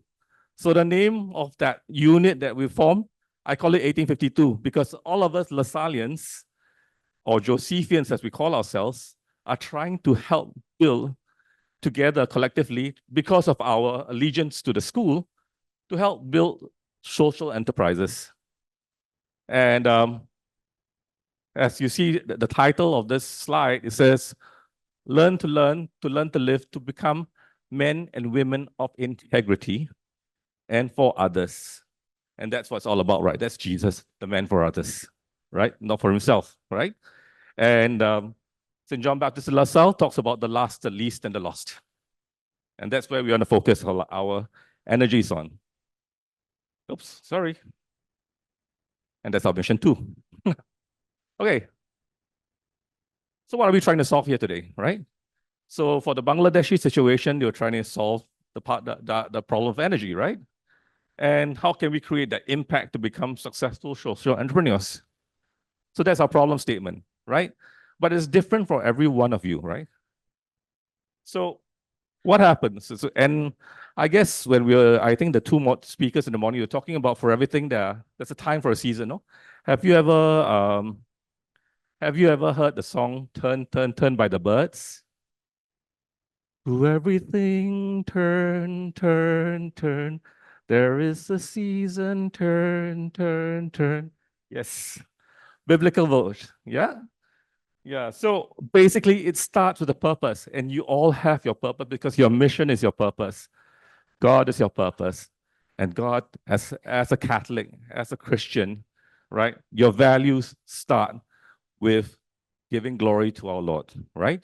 And with that purpose and vision, it should drive your mindset. And what's your mindset like, right? If I say that, hey, I can start building hydroponics in my slum. I can start coming out and feeding my village with rabbits. and you say you can do it. And in your mind, you just do it. And Father Ray, thank you very much for that presentation, right? So that is what I call a very positive mindset. Similarly, Father JP, he could do it. So I guess that's where we need to come in and to see in ourselves, what can we do? How can we create that impact, right? Because that is going to drive our behavior, right? And how we behave, we work as though that we can do it rather than, oh, we can't do it. So we take a step back, right? So positivity is important. And because only behaviors drive outcomes, right? So what kind of mindset do we have? So we all hear about people adopting what we call the growth mindset. A growth mindset is about how you actually try and grow yourself and how you actually try to improve yourself so that you grow and be a better person. But you know what? When you do that, there's something that you need to consider, the ecosystem around you. If you do it on your own, independently, don't forget you might leave dead bodies behind. So what do? You have a benefit mindset. So for example, if that's what you guys are doing now, if I'm doing something and growing something, who am I helping, right? Because we are an ecosystem. And what does that mean? We also need to help our donors. And how we help our donors? Help our donors what? By reduce funding and financing for them. But you know what? When they see you can do well, they'll give you more, right? We try and increase self-funding because at the end of the day, you want to be, when you become an enterprise for social good, you will be a little bit more powerful and a lot of people want to work with you. Later on, you see in my slides. Again, you change the structure and behaviors, and you know what? You improve outcomes. And that's what we're going to try to do, okay? Together, right? So this is a table activity. I'm going to ask you some questions, okay? First question. What is the main source of income for the families in your village? Can you write down and I'll point to your table and you tell me? So for example, Father Ray, what's your main source of income? Collecting garbage, very good, right? So that's one. How about yourself, Father Clarence? Construction work. Okay, so there's collecting garbage, there's construction work. Sisters, what's the main source of income for your village? Beg your pardon? Buy and sell. What do you buy and sell? Foods. Okay, so you trade in, but where do you find the foods? Are there farmers in your village or whatever not? No. Okay, so there's trading over there. So you have people who are with trading, they have reached to different buyers, right? So anybody who buy and sell things, can they collaborate with sister to buy and sell things, right? So there's an ecosystem here. And all of you have a little bit of strength there, right? So question number 2, who are the users and buyers of your products, right? So you buy and sell. You buy and sell to, can you identify who you buy and sell to? The market. And who's the local market? So who are the people in the local market?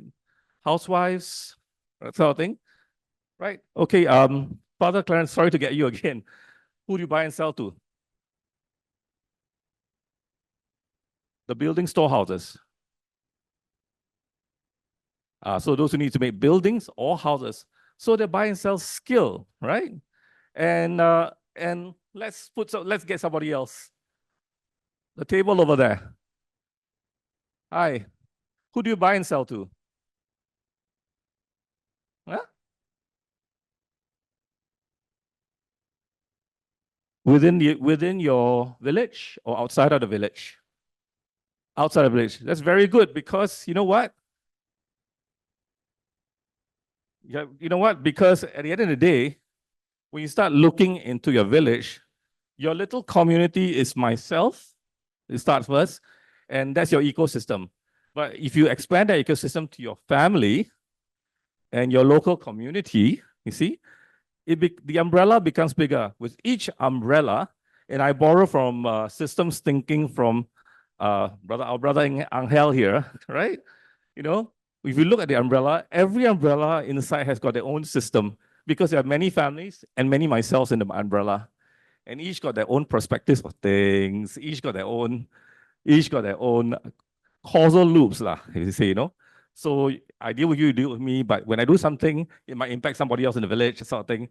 But if you want to go to and internationalize your ideas, that's a bigger umbrella out there because the world is even more complicated. And not everybody is as nice as the people in this room, right? So what do we do about that?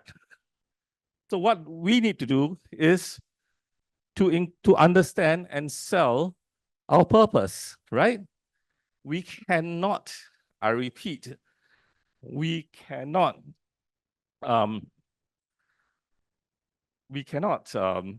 control what other people think, but we can influence, right? And what we say and what we do can influence the other party, right? So there's a lot of soft psychological skills involved in change management, which I think most people would consider the technical part of it, but not the psychological part of it. And that is where change happens, actually. So you become part of a satellite of an ecosystem, and what will happen is you have shared purpose, right? If everybody works according to the same purpose, and depending on how far-reaching it is, it'll be more complex, right? And the structure dealing with this, you will be dealing with different people. And eventually what you need to do is learn the basic idea of, I remember the Thai speaker just now talking about empathy, right? Because empathy is the key to unlocking the change within you and within the people around you. Empathy plus influence, okay? So this is the big bad world, right? What do you have over there? Inflation, right?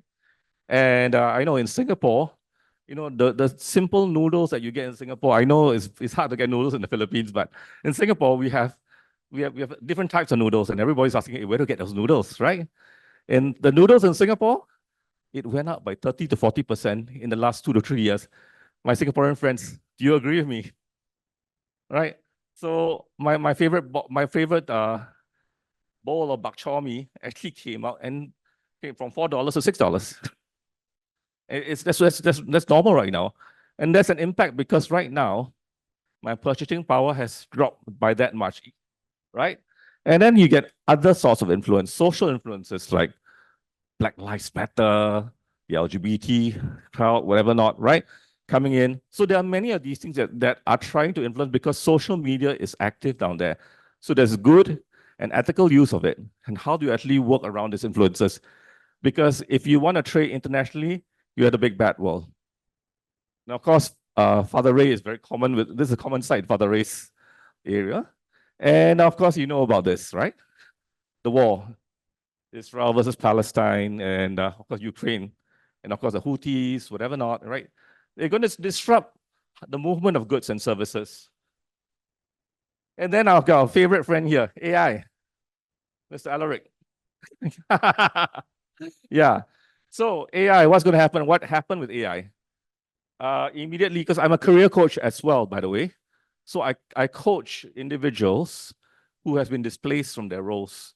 And it's good. The company is good enough to actually hire me to try and help them transition into the next role, or perhaps they want to become an entrepreneur or anything like that. So interesting thing is 30% of jobs are expected to go, and it won't come back again. It's a structural unemployment, right? The structural economy changes. So you need AI capability. People understand how to use AI to be able to replace them. But unfortunately, in terms of education level, the education level is not leveling up to that. So that's something that we may want to consider when grooming our children or in the villages. What are you going to learn about it, right? Then countries need to ask. So basically, the second one is, who are the people controlling AI, right? You look at Sam Altman, he was ousted because he deceived the board of directors. Yeah, one of them is from Georgetown University, the board of directors. Yeah, and then of course there's Elon Musk, who recently negotiated a $56 billion yearly annual package. And these people, do you think they understand what is going on in Philippines? Or in Jakarta, for that matter, or Laos or Bangladesh? I don't think they can empathize with it as much, right? The challenge is there, but we need to bridge the two sides together, right? So what are your and who are your stakeholders? Because the people with the money are the people who don't understand, right? So we need to look at things and see things from the eyes of the people who are receiving the goodness from you, right? So this is an interesting chart, okay? You're familiar with the idea, this is called an innovation diffusion chart, okay? And anybody who read Simon Sinek's Start With Why, you at least see this chart appearing, but without the gap there. So just now I mentioned, right, if you may have initial business success and with early adopters because you can do something very well, but if you're trying to grow and bring this forward, so let's say Father Ray's idea of raising rabbits, it may work in your community, it may work in other villages, but if you want to bring that internationally, will it work too? Well, that's a question mark because maybe in India, most of them are vegetarians. So then we need to look at different ways. Maybe the farming part will work for them, right? So then it's understanding, it's empathizing with them. So what needs to happen with your model? You need to adjust your model to ensure that it becomes relevant to the early majority here. Because these people don't know you. They don't know Father Ray. They don't know Father JP. They don't know Spring Ray Global. But you know what? They know whether your product can work and it's good for me. So you need to understand what they are thinking, right? And what's happening is, I'll ask you another question, right? So in your tables here, so I like the tables, eh? Is there a demand for what you are providing outside your village? So I think you have the question, say yes, right? Father Ray, yes. The rest of the community, is there a demand? So this table out there, sisters, is there a what does your village do in terms of their produce farming? So is there a demand for your produce outside of your village? Yes? Yeah. So how do you, oops, there's no demand for my slides. Hold on, here you go. Yeah. Okay. So there's a demand, right? So how far does your demand go? How about outside your region, your province? Yeah, do you actually transport your produce to outside of your province? Or does it go to overseas? You do? Your bananas?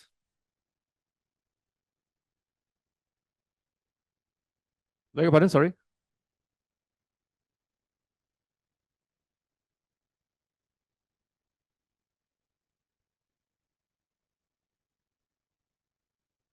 Okay.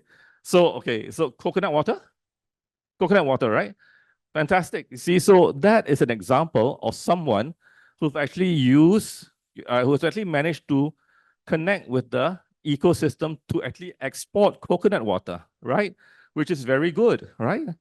And so basically what you do is whatever you're thinking, whatever you're doing, how far are you going? How far ahead do you go?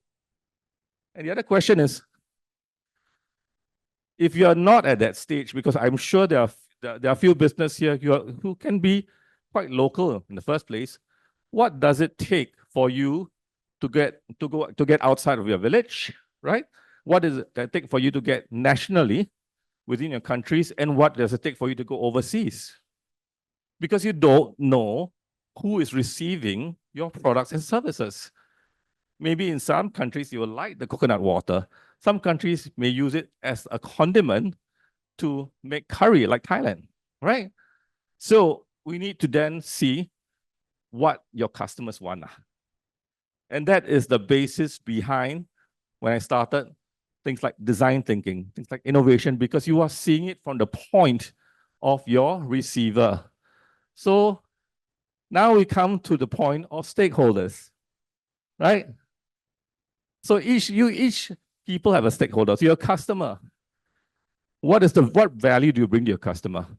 So that's what his concerns are. And if his concerns are met, you say, okay, I can buy this product and I got greater satisfaction because I can buy that product. If I'm an investor, what do you want to look?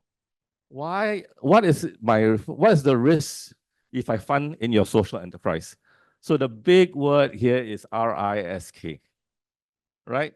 And that is why you have people like Mark over here, or Professor Shen, who actually looks at risk management. There's people like Angel, who actually looks at your compliance to certain standards to actually say that, hey, you're less risky than what we have. So as an investor, if I throw in money, I say, yeah, that's okay, that's fine. You're less risky. So I can actually throw my funds in you because I know it's going to work. It's not going to be dissipated in a way that's not going to work. And that's why Spring Rain came up with their own financial planning scheme. You say, okay, you got the funds.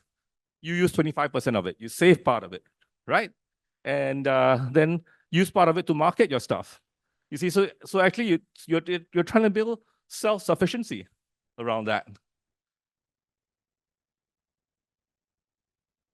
Your employees, right? Because you won't be the only one doing that. There are people that are in the village that's going to help you do that, right? So then again, you talk about job lah. If there's no demand for my thing, if you're not selling, how to pay them? So then you have to think about these things because when you go internationally, they're brutal, right?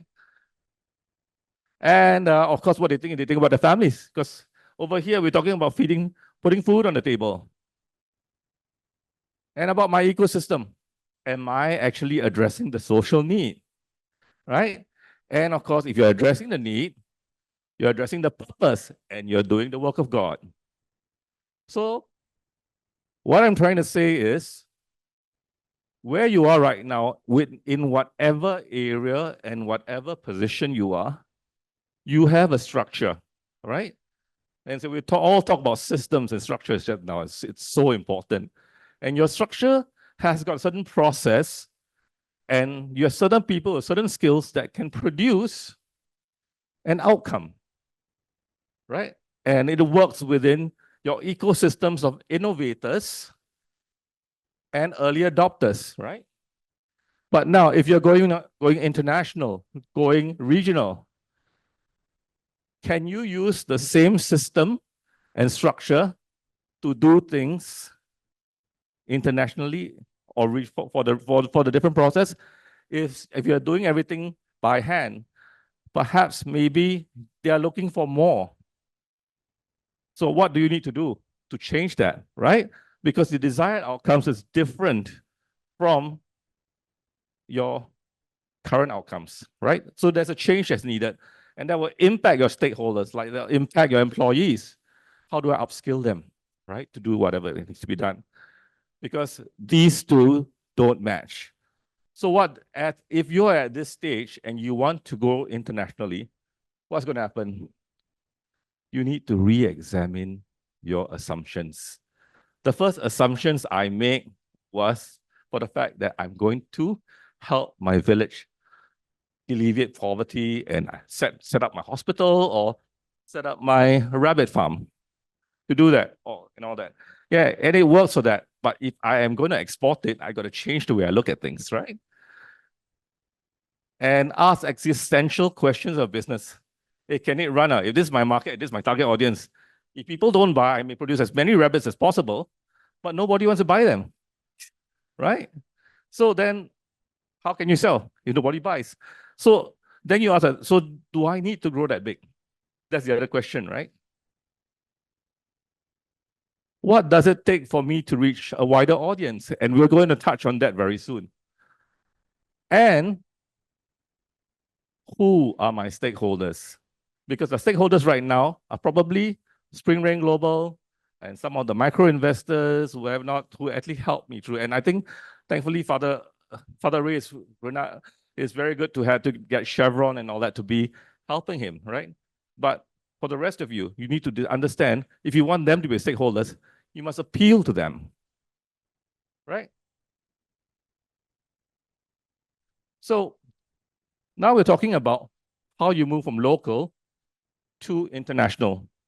And moving from one to there are questions you need to ask yourself. So don't worry, it's okay if you are at whatever part of your journey. What's important is you need to learn how to ask the right questions. And you know what? When you ask the right questions, journal them. So what we try to help you do is to help you understand this and reevaluate what you're doing right now to make sure that you are at the right place for that to happen. And so this is one model of design thinking or business design, whatever you call it. You see, what I'm trying to do is to move from the problem over here, right down to the opportunity statement. And from there, what we're trying to do is going to help you to innovate and to come out with what's my business going to be. Some of you are already there, so you can start from here, right? But you need to reassess them, right? So you reassess them again and see what your business case is, because when you build your business case, what you get is a business plan. And that is what investors want to see. And the right business plan that appeals to the right investor will give you the right amount of dollars to support you. So in how we do it, we've got templates to help you on your journey. So what I try to do is to get you guys on a little journey, a little workshop of how you actually build your own ideas. And you follow the templates. And we'll help you through a workshop. We'll help you build journals, and our learning journals are actually elements to building a business plan, right? By asking the right questions, because if you're asking the right questions, and you know what, you can put your view of how well you're doing your work. As a coach, we're also going to put our view of how well you are doing your stuff. And we have a discussion. We're not here to criticize you, but we are here to say, have you thought about this? Have you thought about that, right?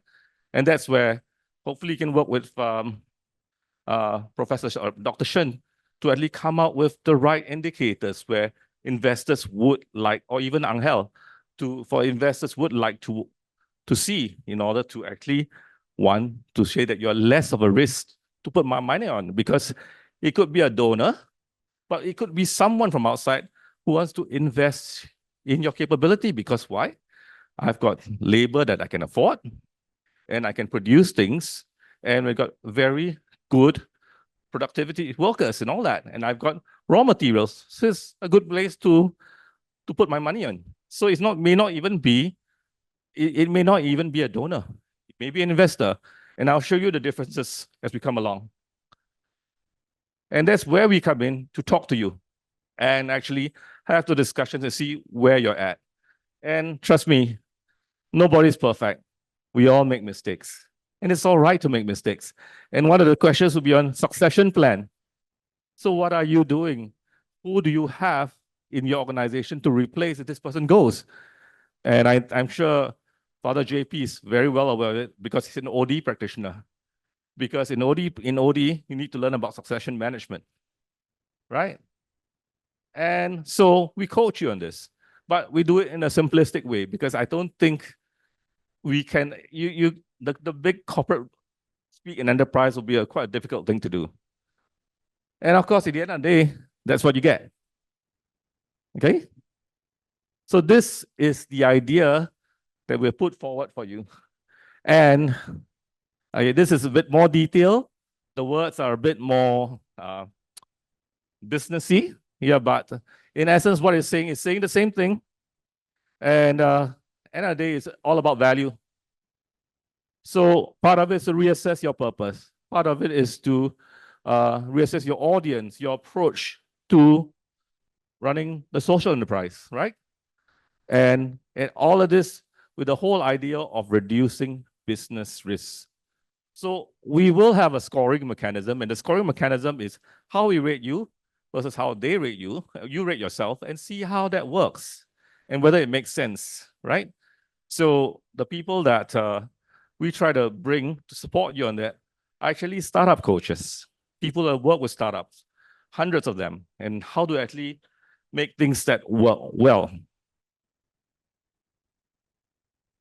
Now, some examples of organizations that have actually leveraged on social innovation. Let me give you one. I tried this before, and this is coffee from Nicaragua, and it's run by the Franciscan missions. So it suddenly appeared on my Facebook page. It's like, hey, I need to buy this. So I bought this for my sister for Christmas. Right? So it's going to cost a little more, but you know what? People are willing to buy to support the missions. And halfway around the world, Nicaragua is in Central America, and I'm in Singapore. But hey, I bought it. So you can sell. And because if you have platforms to sell, then you can sell. The only thing is, how do you deliver? Huh? That's the problem, right? So we'll talk about it soon. This is interesting. Okay. So these guys remain within the city. They are based in Mumbai. They are called the Dabbawalas. So our friends here would know very well who they are. You know what they do? They transport lunches. They transport lunches from the homes of the office workers right down through in town. They navigate. They got no bicycle. They have no cars, nothing. Some of them have bicycles. Some of them walk to their destinations. Some of them take the train. So unless the train is spoiled or breaks down or anything like that, the lunch will get there on time, and the lunch is a correct lunch because they have a system of numbers and letters that will actually designate the right lunch box to the right audience. But you know what? They don't have, some of them can't read and write. So yes, they can make a meaningful business. They can't read and write. But you know what? It's a business case. People use this as a business case. It's one of the best cases for operational excellence. And this is from people from God knows Oxford or Harvard or whatever not, that actually use this as a business case. So it's damn interesting, right? Right. So, and they're surviving. And this is a 125-year-old society that does this in India. Can we do it in Metro Manila? Right? This one, corporate partnerships. Because you know what?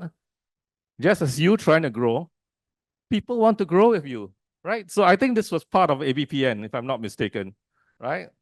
So what they try to do is you're trying to help you to become their supplier because they do other things. Otherwise, IKEA, we all love IKEA in Singapore, right? And especially if you're going overseas to study, and then you're in a hostel and you need to buy furniture. First place to go to. I assemble myself. So it's good, right? And you guys are the ones that can help with this. So there are programs. And right now we need to bridge those programs together, right? But if you're thinking of going international, you have to work around all these complications, right? Because the shipping, what are the complications resulting to shipping? You know that. I was just talking to my friend at breakfast in one of the hawker centers in Singapore. He was telling me, hey, you know what? Some of our ships have to be rerouted because the Houthis are firing at the ships because of the fight between Israel and Palestine, and they're supporting the Palestinians. Right? And so there are so many of these things happening and that impacts how your goods move. You talk about infrastructure. Do I have the right means to be able to upscale myself, right? Trade financing, that's another interesting thing. You bring your goods to one place, but you know what? The last mile logistics provider don't want to move the goods for you. Why? I'm not getting paid. But you know what? You need the goods to get to the end of your destination in order for them to pay you. So what's the problem? Cash flow. So how do I manage that, right? So there are issues relating to cash flow. There are issues relating to international regulation. And I'm sharing with some of you. In Singapore, like 20 years ago, we had the Nipah virus in Malaysia, next door. We get our pigs from Malaysia. And you know what? We had no pigs because the farms closed down. People who run the farms die because the pigs had viruses. So what happens? So now the thing, food security. So where do we get our pork from? So we went to good old Aussie might, and we went to Australia, and we actually went to the Australia farm, and we teach them, this is how Singapore likes its pigs, its pork. We don't like the smell that we like it here, like it there. And you need to go by our AVA standards before you can ship the things across. Can you be part of that food security for Singapore? It is possible. But what do you need? We need the network, and we need the understanding of what they need.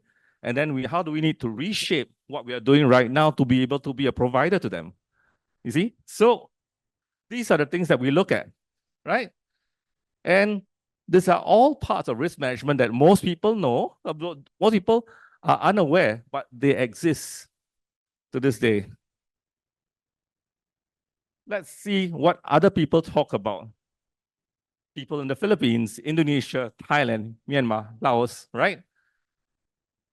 70% of adults, thank you, 70% of adults, according to Bain & Co., a management consulting firm, have no bank accounts. Am I right to hear that? Correct, right? So how do you deal with that, right? But you know what? 326.3 million smartphone users in Southeast Asia. And what does that see? These are what CEOs of companies like Grab and companies like fintech companies like Anthony Tom Momo are saying. There are opportunities. So as much as you're looking to go international, they're looking to go provincial and local too. And you want to match the two together because the desire is there. And this is where we hope to bring the both of you together, right? And these are words from he recently stepped down at the Monetary Authority governor in Singapore. And this is why I say, instant payment make cross-border payments cheaper, faster, and more efficient. Can we do that? Can we do that with e-commerce, with the internet? It is possible, right? Seamless financial transactions. And you're talking about the governor of a very well-regulated monetary authority of Singapore. And they actually have a treaty with Ghana in Africa. Why would they have that? Simple, because Ghana is also an entry port. And you can move things out of Africa to other parts of the world. But you know what, when you come to Singapore, it takes you 12 hours to clear customs. If you go next door, Tanjung Pelepas in Malaysia, it might take you 10 days, right? And think about your cash flow. So that's another challenge over there, right? So what we try to do is to try and make this form of financial security safe, right? And people trust in it, because you know what? A lot of people don't go to banks because they don't trust the banks. So try and make it a system, try and make it international, and people will be able to trade. And that's where people without bank accounts can use e-wallets to do your trading, or perhaps through the PDOs, get something done. So there are possibilities, right? And what is with Spring Ring Global and Ecosystem for Good, what are you guys doing, right? No, you need a trainer to support things, and then you need people down here to facilitate and build the ecosystem, and over here to provide some help and funding. And Vincent himself has a social commerce solution where you can buy and sell trade. He talked about it yesterday, right? And what we need to do is get you connected with global trade routes, logistics, and ecosystems. How do we start that? So even for us based in Singapore, the whole SJI alumni, the LaSallian alumni, we're coming back together and say, hey, how can we help social enterprises? And in fact, the Singapore Business Federation invited us to say, we like you because you know other LaSallians in other parts of the world. And we know there's a mission there. Can we help with all the businesses within the Singapore Business Federation? I think about 15,000 of them. So there are possibilities, right? But we need to create the connections. We need to build that. So at the end of the day, to summarize, internally, you may need to think of organizational change, how you finance your enterprise? And perhaps again, who are the partners, who are the investors, whatever not? You need to look at the environment if you're working externally. You need to look at trends because people don't see trends as much. And you need to look at competition because you're not the only one. All right? And eventually, what are things to fulfill this rate? You need trading platforms. You need shipping and transportation treaties and things to actually get things done. And you need to understand compliance issues within country. And I guess that's where Angel and AGF is pretty good at looking at these things, because if you have international standard, it helps, right? So what I'm saying is the different stages of growth require different considerations, right? So we know that everybody's are different. So then you need to reflect on yourself and have an alternative perspective. So to conclude, my last slide. Okay? 1, define your purpose and your social impact. What value do you bring to the market and to your stakeholders? Not only to your customers, but to the people that are supporting you, right? So define them and what you need to do. Challenge your assumptions, because I've done well, I've done good. How can I do better, right? Challenge it. What I do more? What do I do less? Because maybe I'm good because of this, but in order to go to this market, I need to do less of this and more of something else. Leverage on new networks. And while recalibrating your purpose and social impact, I say calibrate, don't change your purpose, okay? Basically, we are people who are doing good. And at the end of the day, what value do I bring to the market and my stakeholders now? And that's what you need to ask yourself. Again, hold true to your mission and values and bring dignity to the last, the least, and the lost. These are the words, and these are what the charisms of St. John Baptist de La Salle. And that's what we learn in our school, so we try to embrace it as well. Thank you very much for listening.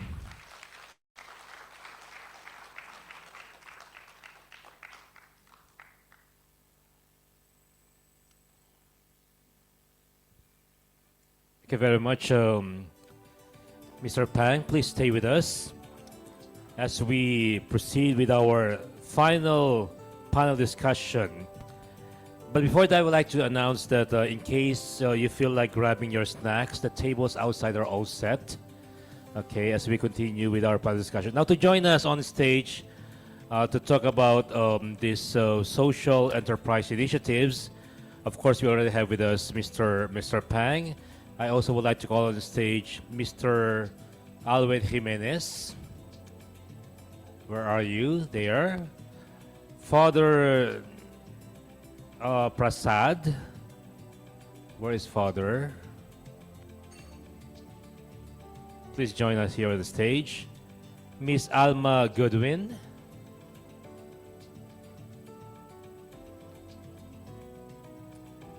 And Father Ray Daguitera. Where's Father Ray? And guess who will facilitate our panel discussion? Where is Mr. Philip Tan? Sir Philip, please help us out facilitating this discussion.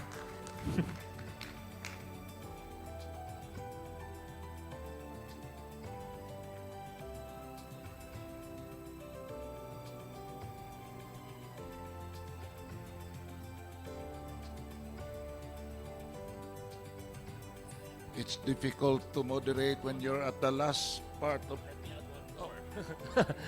Asan si Mayor Magalion? Sir, will you join us here, please?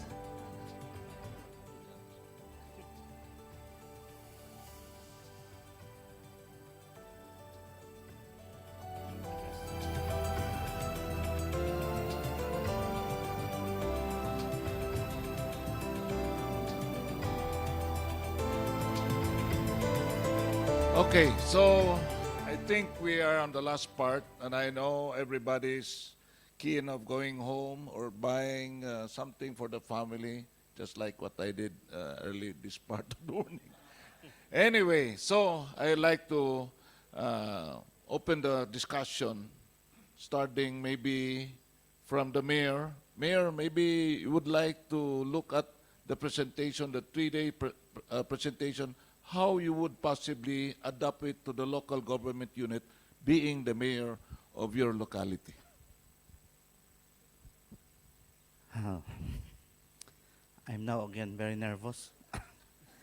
Thank you very much. I think with our organization, we have to let the people understand our purpose and what will be our direction, and we have to identify our needs locally. And actually, we are already looking into the project of what we call OTOP, One Town, One Product, which is actually in our municipality, we are identifying the bamboo, engineered bamboo products, and we have to inform the people from the farmers, barangay captains, and also our councilors, the SB, because it's very difficult for the local chief executive without the support of the SB. Every time that we have to engage in any project, we need the SB giving us the authority for the local chief executive. So what I mean to say is that it should be involve everybody in our community and let them understand our direction, what we want to do to uplift or make to develop our community. Thank you. Mayor, have you considered, just in case, if the next election you will lose, and who is going to take over your project? As of now, I am not thinking of losing, Ah, actually. so you feel God is always on your side. But maybe on the serious side, Mayor, we are talking about succession planning, because we see a lot of failures in government when the leader loses and someone takes over and doesn't like your project anymore because he or she does not take the credit. That is very usual in government. So how do you feel you can overcome that situation? Actually, I said that I was working in the non-government organization for the last 28 years. And I have community organizers with me. And I did not lose election for 4 consecutive elections. And I think I can say that this is because of my non-government organization work. I've been in the ground with the farmers. I've been with them working and also joining them in the drinking of tuba. So I am very much, what you call this, grounded. And our community organizers as now also became a barangay captain. And one of my community, 2 of my community organizers now is a councillor, municipal councillor. And I think when I lost the election, these people will take over. So in other mean to words- say, I can say with confidence that there are already will be successor. So in short, Mayor, you're telling us that you have made a duplicate out of yourself. I think what you call this, an alter ego, I think. Okay. So, palakpakan natin. We'll try to congratulate the mayor for Thank you. your succession planning. Maybe next, I would like to, maybe later, the beauty among the beasts. We will. Father Alwen, maybe you can also share to us, how did you overcome the resistance of change in the church? Okay, so good afternoon, everyone. Um, in terms of resistance, very difficult, sir. And I experienced a very difficult time to really rally the system in the Diocese of San Carlos in terms of putting up the system and sustaining the system of philanthropy in our diocese. First, there were resistance because of the participation at the start. So participation in putting the system is very important also. And second is the owning. We make sure that every stakeholder or every member of the clergy or the nun or in your congregation, make sure that everyone will own the system, no, through participation. That's very important also. And I really took patience on this, no, by winning the heart of the clergy to really put the system. And last 2019, I invited you, sir, to condition the mindset of the clergy before putting up the system. No, it's very important to prepare also the clergy before putting the system. We cannot do right away or immediately the system without preparing our people from the ground. So you took a third party to make that dream come true. Yes, sir. So how did they feel that someone outside the church is trying to tell you what to do? So for some, it's very shocking because here comes the lay, you know, motivating the clergy to really follow the system.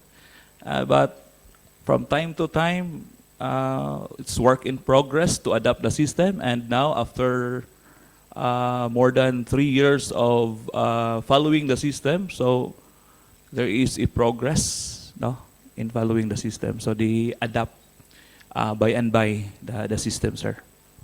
Okay, Father, here from India, right? Okay. So maybe in India, I do not know the culture of how you can create change within your country, but how do you feel about implementing change in your way of doing things? For me, I will not be able to speak on the overall of India because I am not a spokesperson for India, but I will give in my one particular view of changes that can take place. I think that we are always, fighting with a history, and that was told that there is in the business, there is a history of planned obsolescence. Means every product that comes, it will be outdated.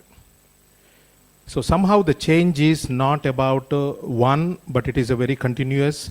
One is outdated, again another one begins. So even either a product and even situations or conditions are always coming to an outdate and coming with a new agenda and for a change. And this is also, as we are gathered here, and I was asking myself, listening to the different presentations, as a PDOs, are we really trustworthy to the social initiatives that we are taking? Because one point, the change that we could bring from our side is this. Though all of us who are in this room are honest as we are in our professed mission for the social initiatives, but if we are not competent enough, we are not trustworthy people. And I think that this is where the change that has to happen. And even in the multicultural context of different religions, especially from the church side, we are always facing a lot of problems and difficulties, even a persecution. And by our initiatives that we do, even to bring a change, every time it is labeled as a conversion. Though it can be very honest mission, but it is labeled as a conversion. And at times, there is a lot of threatening ways. And in this context, I think the faith perspective plays a major role for us. as a people of faith-based organizations to continue, but at the same time to counteract to the history of a planned obsolescence that is continuously present, to bring a change and with a small scale level. Thank you. Okay, so you feel that change is always having the first step, right? So when I get to be called in as a consultant, especially church, there are two statements that I usually share. The first statement is, are we a NATO? Not the North Atlantic Treaty Organization. NATO means, are we the type of people that no action, talk only? Or NAPO, what is NAPO? No action, pray only. So these are two basic questions that we have to overcome. So we can attend this 3-day seminar. When we finish, go home, we forget about it, and we will not do anything. So I think that kind of perception should always change, because nothing will happen if we will not make the first step. Okay, anyway, Ma'am, can you share with us your own experience also? Yes, my journey in the business that I'm in. Am I right with that? Okay. Well, I think I did mention yesterday that I think I'm one of the very new members of Spring Rain, and thank you, Glenda, for inviting me. You know, everyone was talking about AI and how it would affect their business. And I think more than anything else, the business that I'm in, caring for the elderly, is something that probably will, AI will touch us in a way where we could get a process better or effectively. But in terms of caring for people, I don't think that can be ever replaced. So this industry will probably stay strong, and the relevance. I learned so much from this 3-day conference. I couldn't believe that. You know, the topics that were covered here were just, you know, from data analysis to how your business can impact, you know, society, and how the relevance of your business, you know, from other parts of the world. I think I would like to share that the relevance of my business is where having an assisted living or caring for the elderly business in the Philippines, it is actually to me, and I'm not, you know, putting any other country down, but the Philippines is a very attractive country to retire in. I have residents coming in from different parts of the world. US, UK, Germany. So there is an impact on having a good system, a good assisted living or retirement component in the Philippines, because that will really be something that would not just help the Philippines, but also help, you know, people or elderly all over the world. So. Maybe I can share with you that if you're taking care of the elderly, there's always a possibility that if you're lucky, you might get the endowment of that person that you're taking care. I hope Maybe so, you sir. need a priest to pray over for that possibility. No, I'm not joking, but I know. There's you know, always a possibility, you know, in this world. No? Right. Well, God is good. God is good. Every time I talk to someone about what I do for work or for a living, everyone always tells me you will be blessed. And, you know, I know I have been blessed. I've been doing this for 13 years and still going strong. And we also have 2 locations now, Cebu and Rizal. But I definitely would need the help of, you know, of a funder who could help me make the business grow bigger and have more locations all over the Philippines. That's the goal. Okay, I think maybe there's a question here addressed to you, Mr. Chang. And this question is there any restriction wherein you can change your purpose or doing good or something? I think he's asking whether you change your purpose when you go along in your application of your system. Yeah, so if you're familiar with change management, if you're familiar with even, let's say, for example, a design thinking process, there's a thing called pivoting, right? Pivoting is about, well, I've done this, and perhaps maybe it's not working, right? Right? Purpose maybe is something that you're there for, and I mean, if you're a priest, you're a purpose. It's a purpose for you to become a priest. Well, I think we're not looking at changing that, the fact you're becoming a priest, but if you are looking at maybe you think that there's another business that might be better for you because of your experience and what you understand from your customers, your stakeholders, they say, okay, this might work better than the other one, why not? But of course, you need the buy-in, the people around you. Because at the end of the day, one of the things that, something I didn't mention in my presentation just now, is intrinsic motivation. Because I'm not too sure if any of you heard of this author called Daniel Pink. So Dan Pink talks about 3 things that actually motivates you from within. And it's not money, huh? 1 is autonomy, means I am in control of what I'm doing, right? 2 is mastery. Well, I can do whatever I can make mistakes, but you know, if I go on and on and on, I will make it better. And 3 is purpose. Because purpose is actually what drives you forward in the case of anything, in all the challenges, the pitfalls, the purpose has to be there. So I guess internally, if we can actually align this among all the people around us, there's a possibility of creating that change. There's also a book called Purpose-Driven Life, right? Yeah, so that's by Rick Warren, right? Yeah?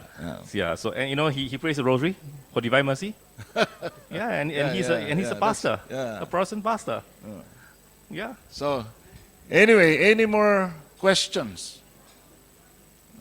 I think everybody's anticipating of going home.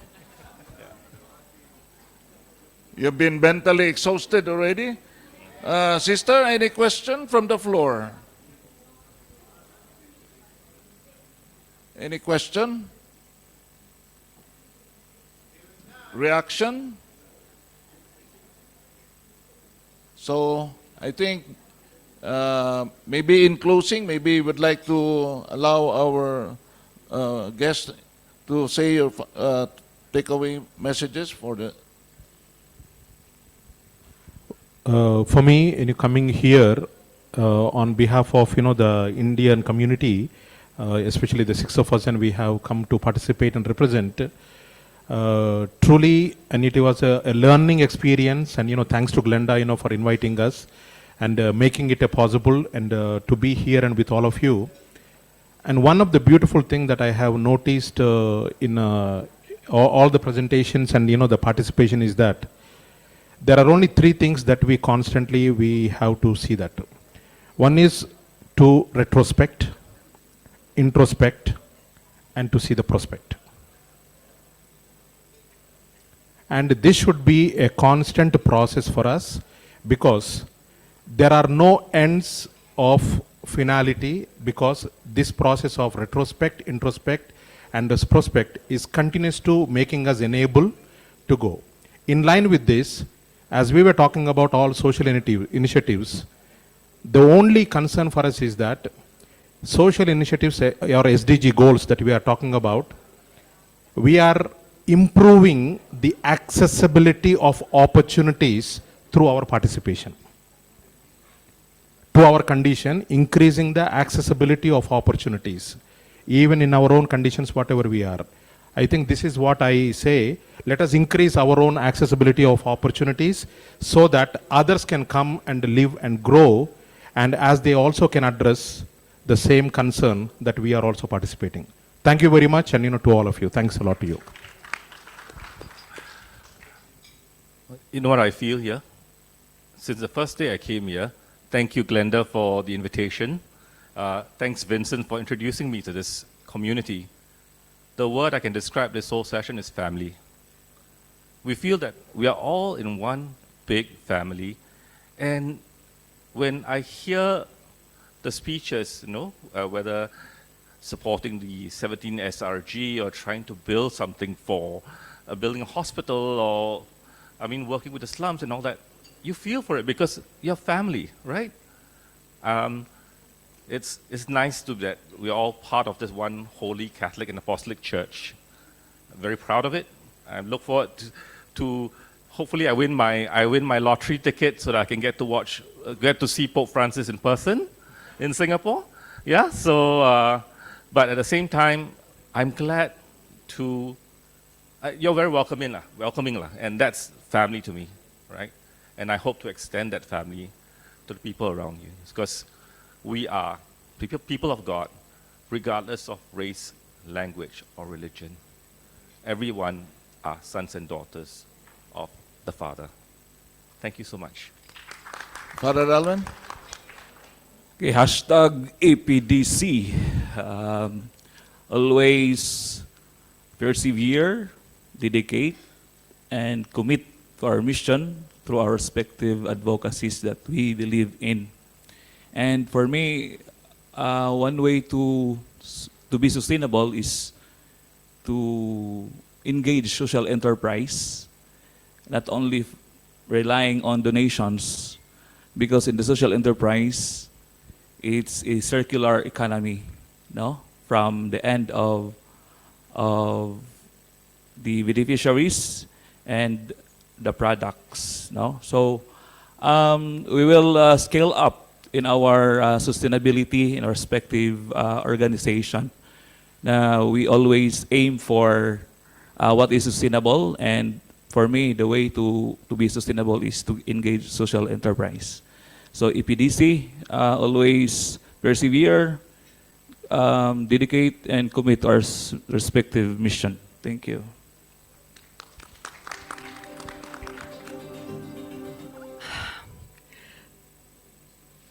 I'm kind of speechless because in a way there's so much that I've learned from these 3 days. It's been overwhelming. But more than anything else, I think that my takeaway is that resilience is a very important factor in doing whatever we are passionate about. I have been passionate about caring for the elderly for so many years, and I almost felt like I was alone in that endeavor for quite a while. So, but now that I'm with people that I know who cares for others, in that, you know, in fact, today, this morning, I almost felt like I was in a retreat, to be honest with you, because, I mean, we had the Holy Mass, and then we had the 2 speakers that were, you know, all quoting the Bible, and I mean, it was like, am I in a conference or I'm in a retreat? Because it did feel that way. I mean, the Holy Spirit has just been with everyone here for, you know, for the past 3 days, and I'm so thankful, Glenda, for having me, and for the SRG group. I mean, thank you so much. And so I think that's what it is. We all, in whatever passion or advocacy that we're in, that we just need to stay on and just keep on moving forward. And, you know, God will provide. We all know that. Thank you. Mayor.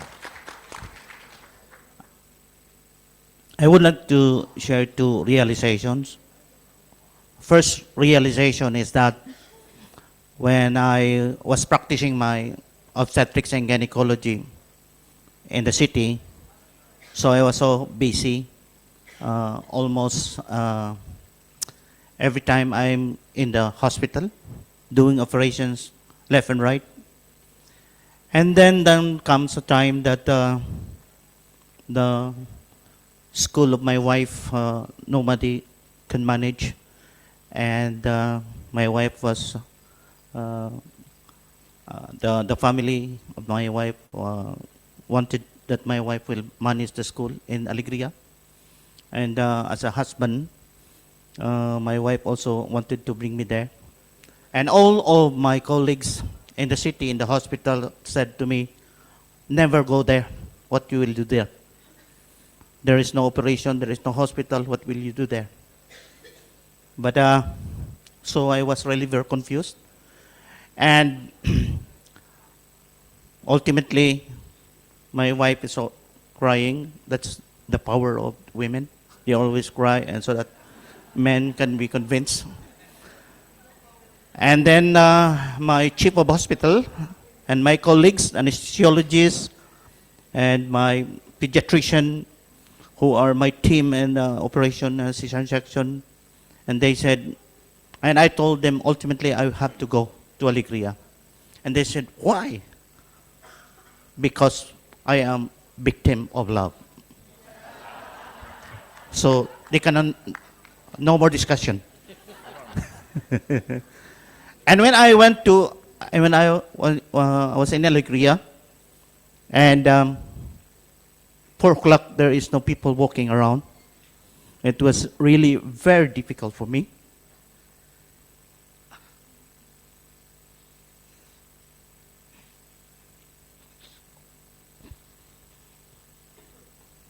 Okay, anyway, I think, Mayor, we understand your sentiments right now. And I have to continue. Maybe I have to allow you to release your emotions, otherwise your wife will not understand you later. Anyway, Mayor, please. So it was really difficult for me, and there's no patient, no operations, no more. So I have to start drinking at 4 o'clock, drinking on whole night. I was, what you call this, becoming, maybe I was, became alcoholic during that time. But my realization is that when I went to the mountain with the farmers, I realized that it's not only in the hospital that I am needed.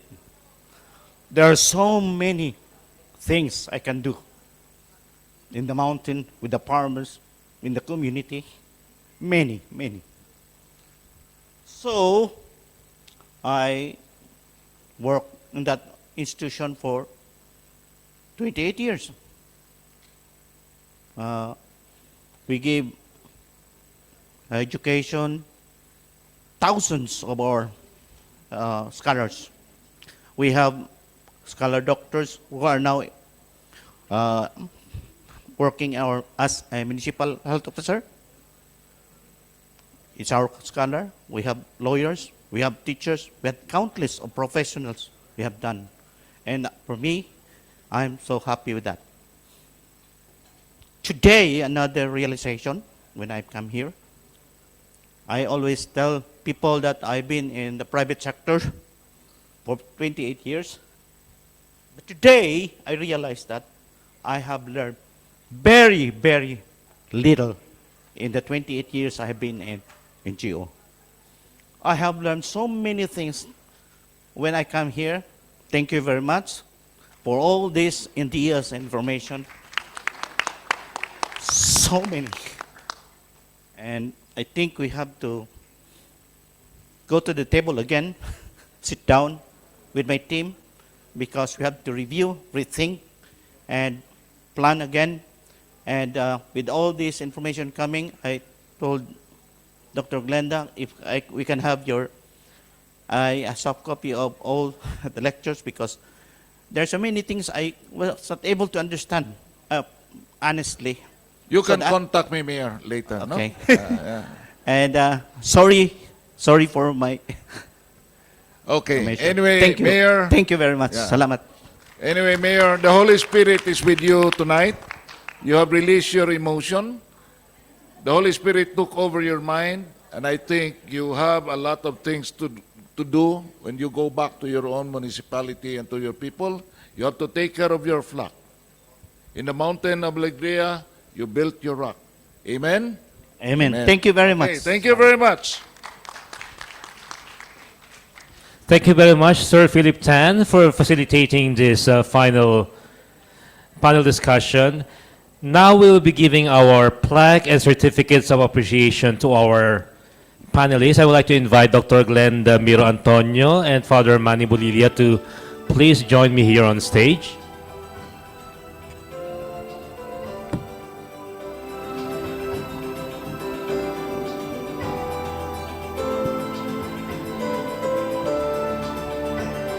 Si Sir Bobby Pacana. Where are you, sir?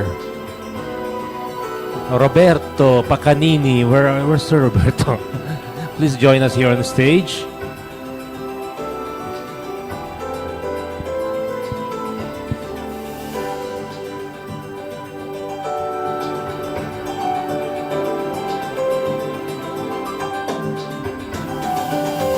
In the meantime, I also would like to remind everybody to please submit your evaluation sheets for day 3 to any of the staff members of the Spring Rain Global. Anyway, let's begin with this one.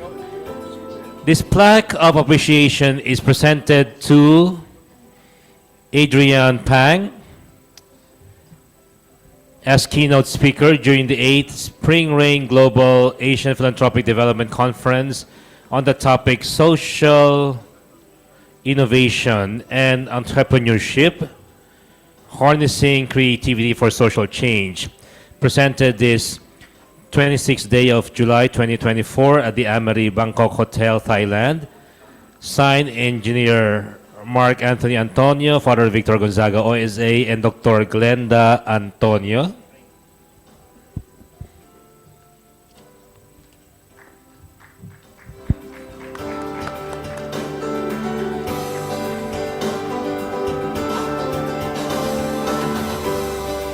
Thank you very much, Sir Adrian Phang.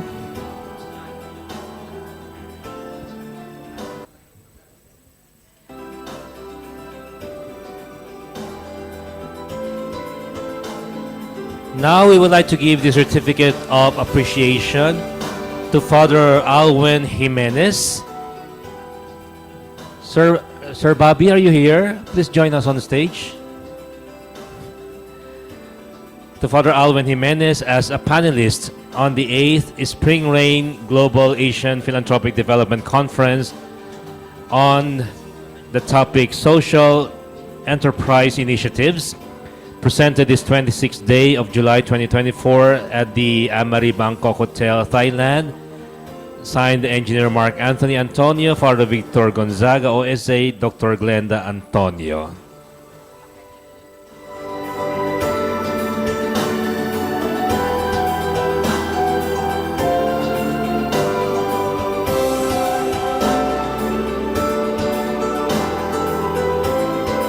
Next, we have the certificate of appreciation presented to Father Shyam Prasad as a panelist on this 8th Spring Rain Global Asian Philanthropic Development Conference on the topic Social Enterprise Initiatives, July 26, 2024, Amari Bangkok Hotel, Thailand. Signed Engineer Mark Anthony Antonio, Father Victor Gonzaga, OSA, and Dr. Glenda Antonio.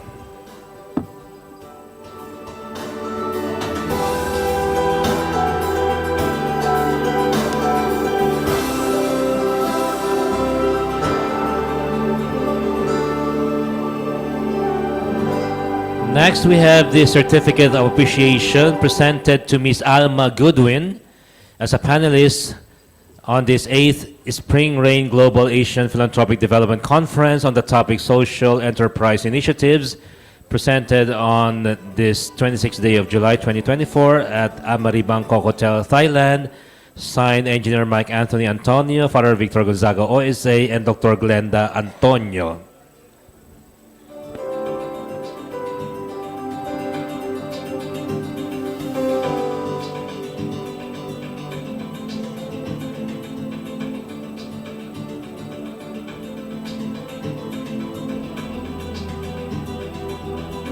And last but not the least, we would like to present the certificate of appreciation to Mayor Gilbert Magallon as a panelist on this 8th Spring Rain Global Asian Philanthropic Development Conference on the topic Social Enterprise Initiatives, presented this 26th day of July 2024 at the Amari Bangkok Hotel, Thailand. Signed Engineer Mark Anthony Antonio, Father Victor Gonzaga OSA, and Dr. Glenda Antonio.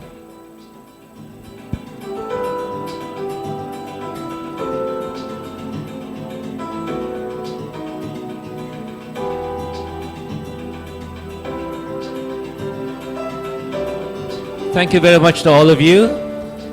Now, please don't go away yet. We're not done yet. At this point, I would like to call on Miss... Wave muna kayo.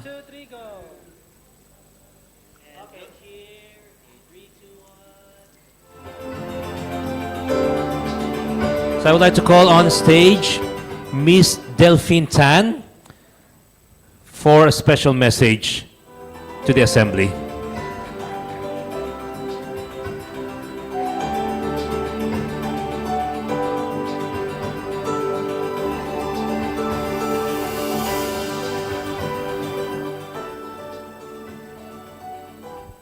Okay, good afternoon, everybody. I've been with Spring Rain for more than 10 years, and I'm really happy to come back every year to meet all of you, because to me it's like home. So I love all the priests, the nuns, who is always so warm, welcoming. So I'm going to present a $600 worth, Singapore $600 worth, to Sister Maniam. Is it Sister Maniam, right? Daughter of the Sacred Heart. So this is for her to feed the families.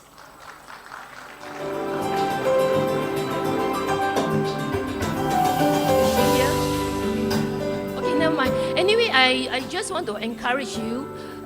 Whatever that I'm doing is the little part I can do. Maybe I just share with you my own experience. I was given a task to raise $50,000, which is 20 million peso, within a week. So this is for the school education fund for the children, the poorer children in Singapore. So my friend who took 1 year, he cannot raise that fund. But when this task was given to me for a week to do it, I was praying. I'd say it's a tall order, but to me, I just pray. And 1 week later, within that week, I called my friend who is a public listed company. Without any hesitation, said, Delphine, Thursday come and take this money. Wow!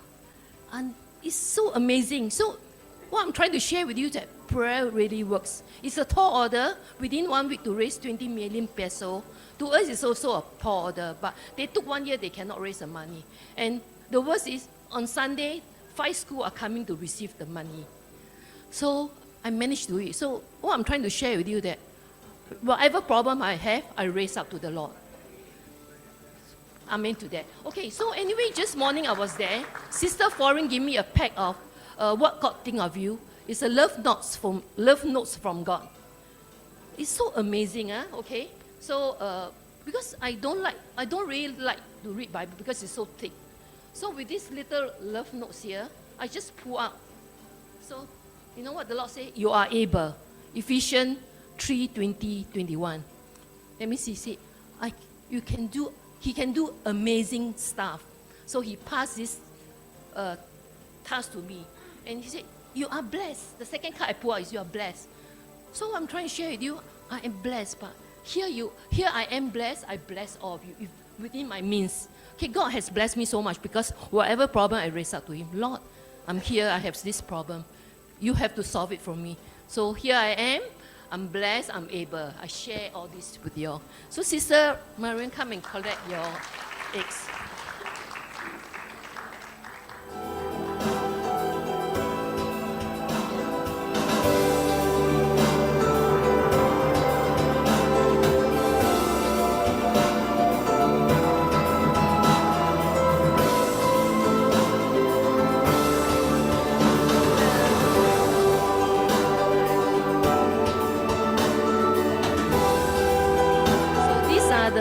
Donation I give to her for her to buy eggs to support her community.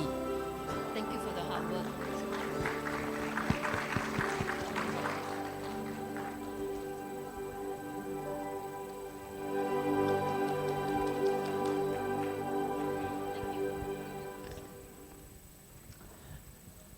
At this point, I would like to call on Brother Prem and some representatives of the India ecosystem. I think they're giving something. This is some sort of a surprise. Something they want to give to the SRG core team. Brother Prem and the India delegation, please come up the stage.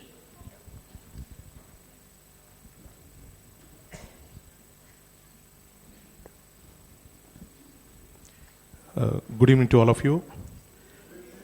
In 2020, one day suddenly Father Ray had called me and he told me, Shyam, you please immediately you have to contact Dr. Glenda and you try to communicate because, and he started to explain to me and some concerns and saying that we have to do something during this corona because everybody are suffering. Frankly, when I did not think about him and he thought about me, he was not at all in my head and he was not at all in my thoughts during that moment. And then after that, the Dr. Glenda communicated and, trying to see that, how we could really collaborate and trying to be there. Now, why I am saying means we are here because of that beginning of one particular thought. And that started from Father Ray. And then slowly, and as we communicated, associated with Dr. Glenda had made a visit and we are like, the beginning of a small seed in India.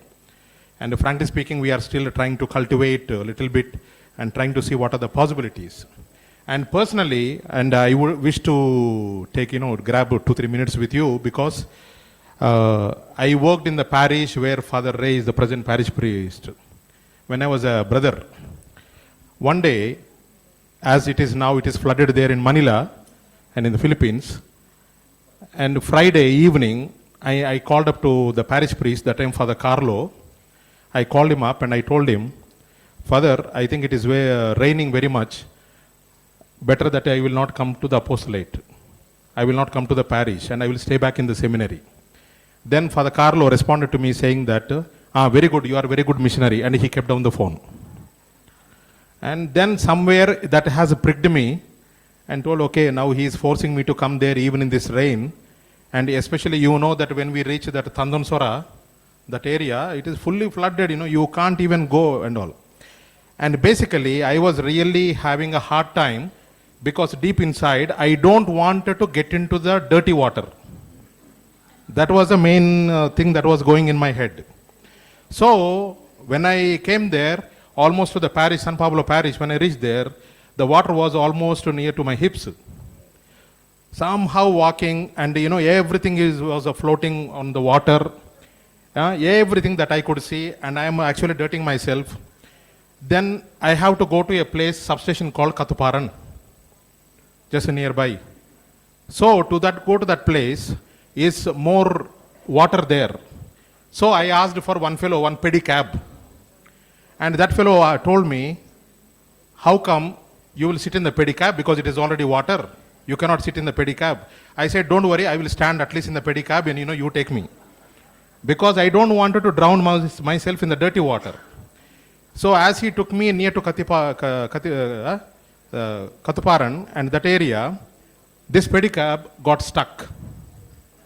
I had no choice. And he was going on telling me, I can't move out, I can't go proceed. You get out. I had no choice. The water came until to my neck. Everything, every dirty thing that was present, I am able to see. Only thing is that I was closing my mouth, trying to go ahead and to reach, the Kathuparan. Somehow I reached there. As soon as I reached there, I cannot even look at myself. Fully dirty. I could not even see myself. The moment I entered in the chapel, all the children, the small children, they were playing. They looked at me and they laughed. And by laughing, and I also felt, why these fellows are laughing, small children. Immediately they looked at me and they laughed and they went away. I thought that they went away because they cannot smell me, because I am fully dirty. So within a short time, they came back with a small, tiny jugs, small ones, from their own nearby homes. They came and they started to wash me with their tiny hands. Each one was washing one hand, leg, and one was pouring, parang karabao ito, the anuna man buhay ko ito, Indiko alam talaga yung ano ng feeling ko, whether to enjoy this feeling of, ito ng mga bata o, are they feeling that, they are watching Carabao, So I could not get the sense. Pero, as I was there, I really felt that God wanted in my life those tiny hands to touch me. And it is the same thing that we are telling on behalf of all the Indian representatives we have come here. We needed certain hands to touch our life, to touch our PDOs, to touch our Indian community, because we are also looking for a divine experience. And for that divine experience, and we have come here, and all the six of us, because it is Father Ray and who has shared with me to get in contact with Glenda, then I shared with somebody, then afterwards they shared with somebody, and that is how, and we have made a representation now, at least very few people, six of us. So on behalf of all of us, and a big thanks to SRG, and kindly give a round of applause to SRG and Dr. Glenda, for that. And a special thanks also to Father Ray, because I never thanked him on this matter. So thanks to Father Ray, for sharing that. So now, and we wanted to just express, and by giving a small token of appreciation and expressing our gratitude to you, and Brother Premil, will speak. Sorry, thank you, Father Shyam. See, we have been receiving a lot of support from, from the day one. So we want to give back something, as a remembrance to Glenda and entire team. In receiving, in giving, we receive, and we are grateful to the entire team. This is a small novelty from the place where we are, Goa. This is from Mario Mirinda, is a famous artist from Goa in India.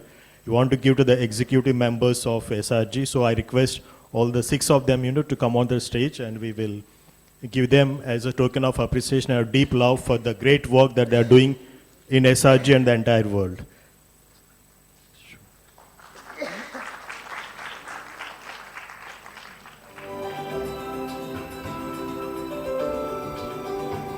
We would like to invite here in front Dr. Glenda Antonio, Father Gerald Borja, CM, Miss Delphine Tan, Mr. Vincent Lim Jit Kwang, Father Orven Gonzaga, CP, and Father Manny Bolilla, OAR.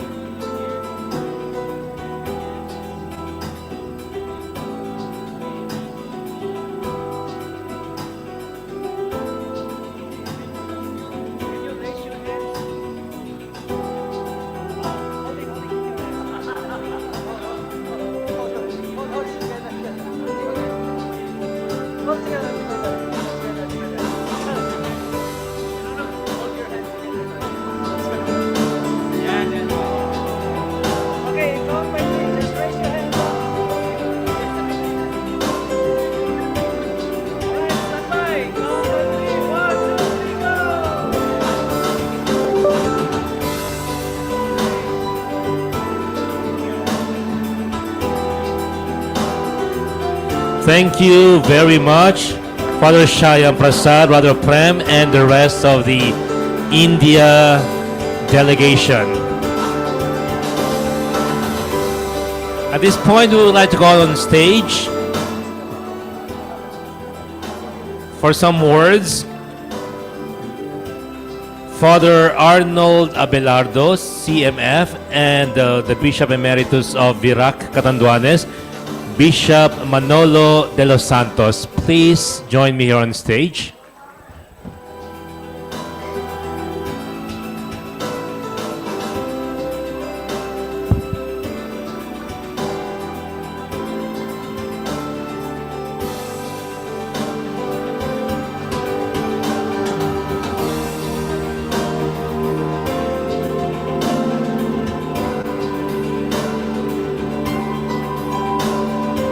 Good afternoon. Actually, I'm not anymore the Bishop of Iraq, and but the SRG entered Iraq during my episcopate.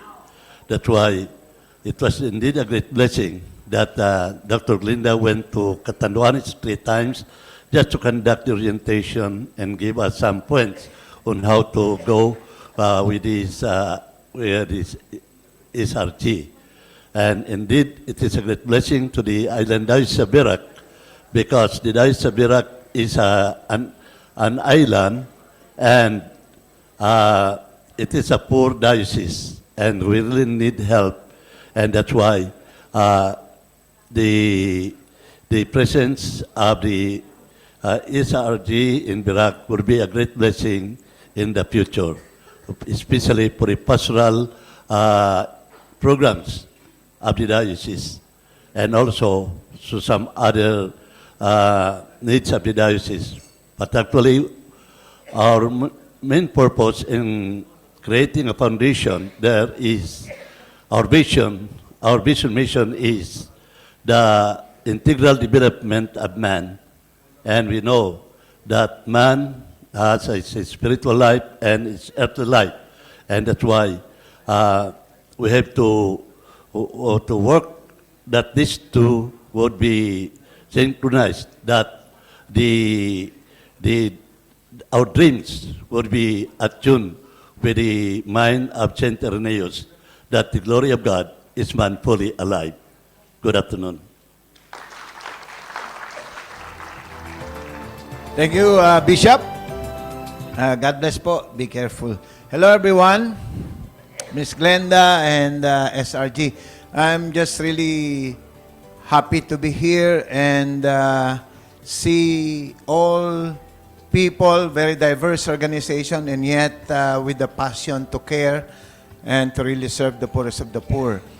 I'm Father Arnold Abelardo. I'm a Claretian missionary. And a few years ago, when I had slip disc, so I was paralyzed for almost a year, relying on wheelchair, working, doing mission in the United States. I felt so helpless and really maybe a little depressed. I said, how can I continue ministry? So I decided to go back to Philippines, and I was taken care at the Philippine Orthopedic Center. And they did their best to help me stand up again, relying on wheelchair, and then baston, and then besides baston, did therapy. And because of that care that they gave to me, I decided not to go back to the United States. And I asked if I can be the chaplain at the orthopedic. So I became the accidental providential chaplain, and I stayed in that hospital, eating hospital food, moving from one ward to another. When someone will die, so I will take over the room. But I always pray they will be alive, of course. And after 5 years, I realized how important it is to help people. And I learned from that hospital that our disability, the lacking of arm or legs, was not really a hindrance on doing what we can. So a bishop once asked me, when I started our organization, what is the heart of your program? I look at him with compassion. And I told him, the heart of our program is heart itself, puso mismo. And I think this is my impression here among the many organizations that are participating in this SRG conference, because of your heart, because of your compassion. It is not by accident that we are gathered in each table to be able to come together. So now I continue to serve in the province of Nueva Ecija when Duterte became president. So I met him and he said, Father, do you want, he was suggesting a philanthropic idea. Do you want to have money for your mission? And he said, why? And he said, you open a funeral home because many drug addicts will die. I look at him and I saw the seriousness in his eyes. So I opened a rehabilitation center to welcome persons who use drugs, poor people, many of them, and by document it says there are 6,000 plus that die or were killed because of being a drug user. So my dear brothers and sisters, coming here, I'm reflecting and seeing how important it is to have this kind of engagement and listening to the different speakers, the different sharers, our priest from Tondo, Father Orben, and then the different speakers, the sisters that share their best practices. It's really inspiring me. And I'm here with Ann Tai, who is also working a lot in Singapore. And it's very important that we continue to engage, we build relationship, and that is my learning from this encounter. So I thank Glenda and all the officers who are really putting this together so that we can learn from each other. And I believe it's not really all about money. And I learned from you the importance of human capital. It's really focusing first on building relationship and investing on our people. And I think that is how we are living our ministry at Saklay Center. I'm happy to see Father Lord Winner. He's a Lord and a winner. My God, how can you beat that? My brother Clarician, so I'm thankful also because he is also a great mentor and guidance. So to all of you, when we go back to places where we continue to serve, may we bring with us the hope, the energy, and that we will be empowered to continue to serve. And just be present. Sometimes we don't have the money, but if we have the heart, God makes miracle. And remember what Jesus said? When there were 5,000 people, he says, what are we going to do with these people? So many turned away. And what did Jesus say? Go, give them food yourselves. So I think with this so much money, I saw, Father, you have so many millions, give me some of that. The sisters and everybody. Anyway, God bless you all and thank you very much.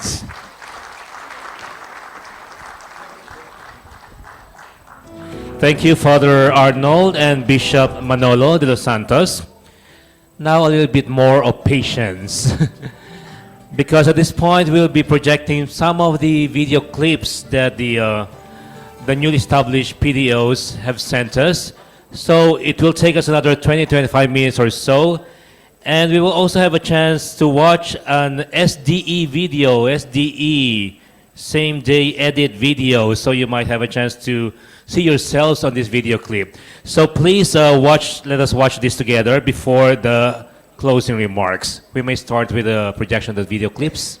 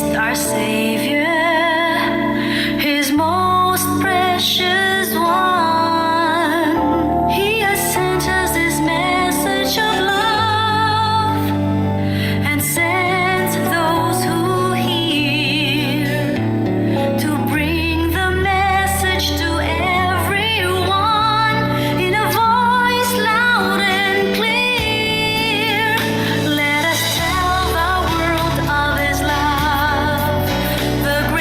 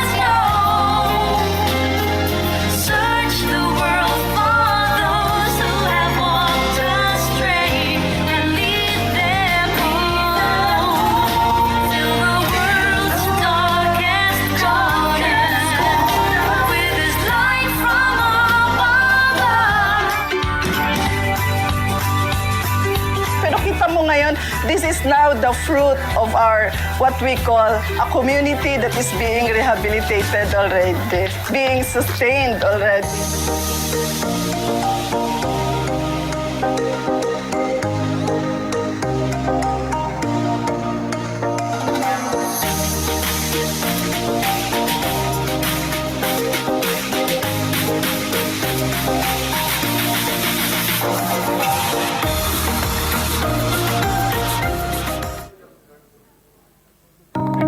Hope blooms, a journey of transformation in the heart of Malta, a small island nation in Europe, steeped in history and faith. A remarkable story unfolded.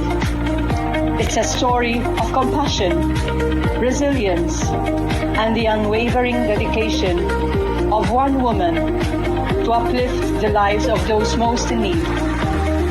This is the story of Mother Maria Teresa Nuzzo, the foundress of the Daughters of the Sacred Heart, a religious congregation founded in 1903, a congregation that continues to shine a light of hope on the world.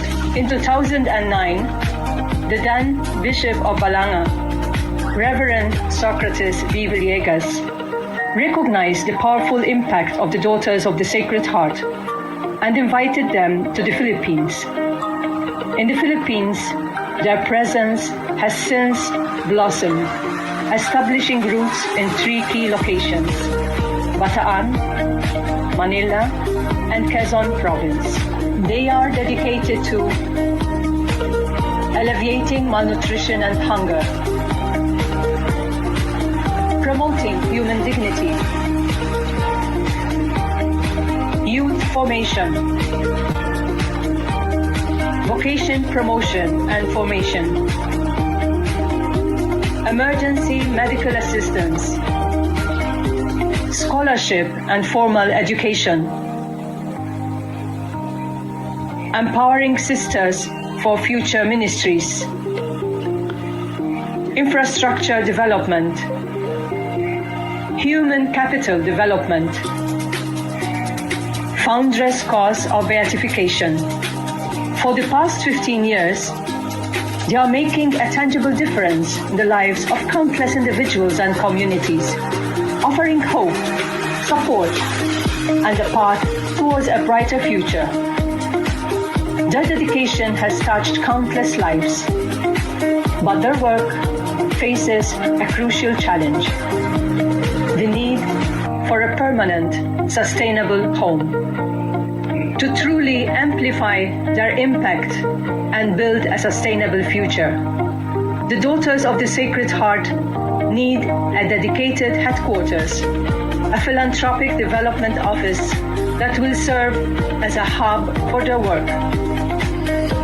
This new home will centralize operations, enhance outreach, promote sustainability, foster collaboration.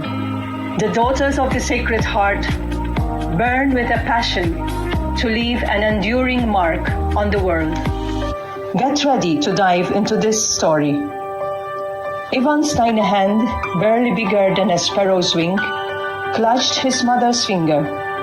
From the very beginning, his life was a delicate dance with faith, because he was born with a hole in his heart into a family where poverty was a constant companion.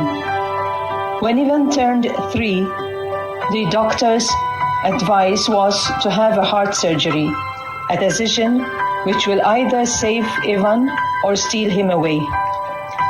But fate, with its cruel twist, dealt another blow. After the surgery, Ivan slipped into a coma. The Daughters of the Sacred Heart remained steadfast, providing Ivan's family with everything they needed: oxygen machine, nebulizers, milk, nappies, etc. Today, Ivan lies in a bed, his eyes still holding that spark of life, but his body trapped into a silent world. The financial burden is immense. The Daughters of the Sacred Heart, their mission a testament to their unwavering faith, continue to stand by Ivan and his family. The story of Ivan is not unique. It is a story echoed in countless homes across the Philippines, a story of poverty, illness, and the desperate need for hope. Please join us in supporting the Daughters of the Sacred Heart.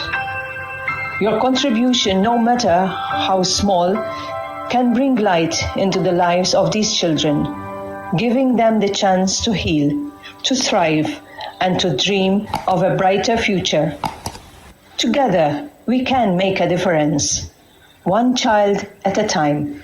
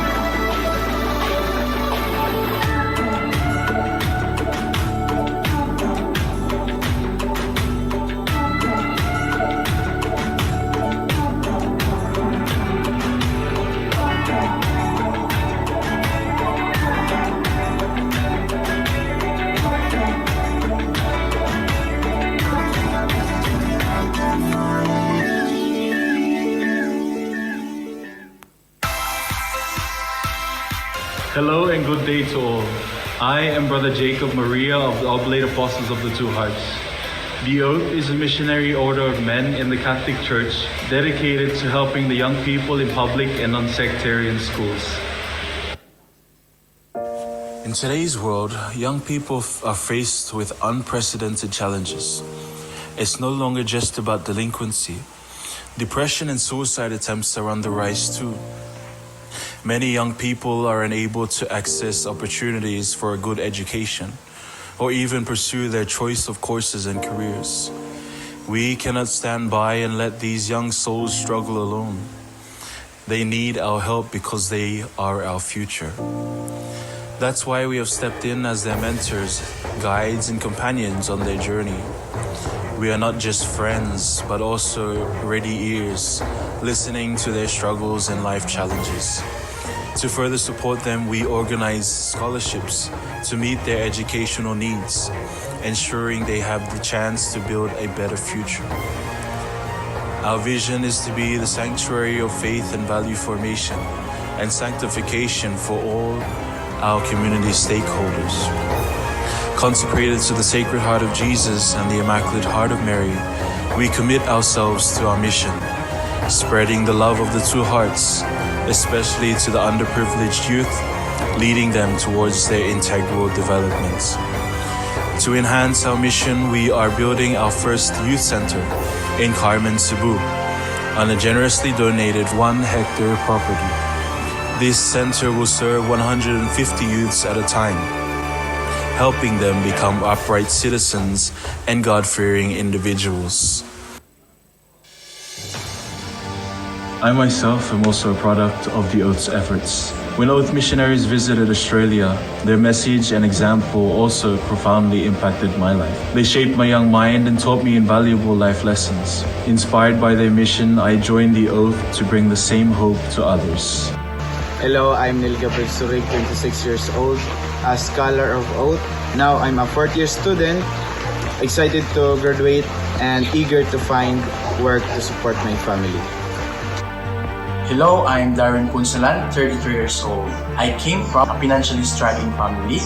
Then I met the Oath, and they made me their scholar. And because of that, I was able to finish my college and postgraduate studies. Now I am a missionary. I can share this blessing to other young people. Hello, I'm Father Virginia Villamor. Over the years, you have helped countless young people improve their lives. Please extend your generous hands to these young people, and together, let's build a future with strong, responsible, and God-fearing leaders. Thank you for your support, and God bless you all.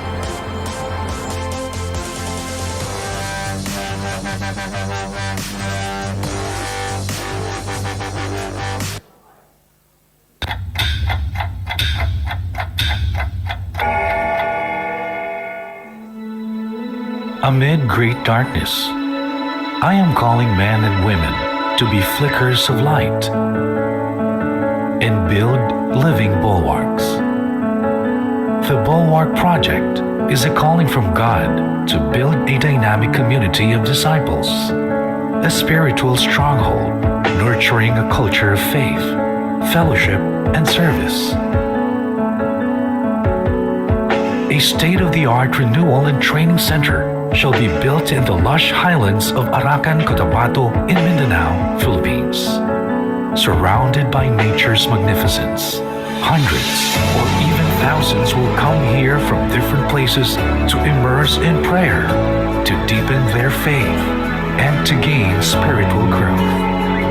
The Bulwark Project shall become a champion of faith, renewal, and mission for the youth, families, and basic ecclesial communities.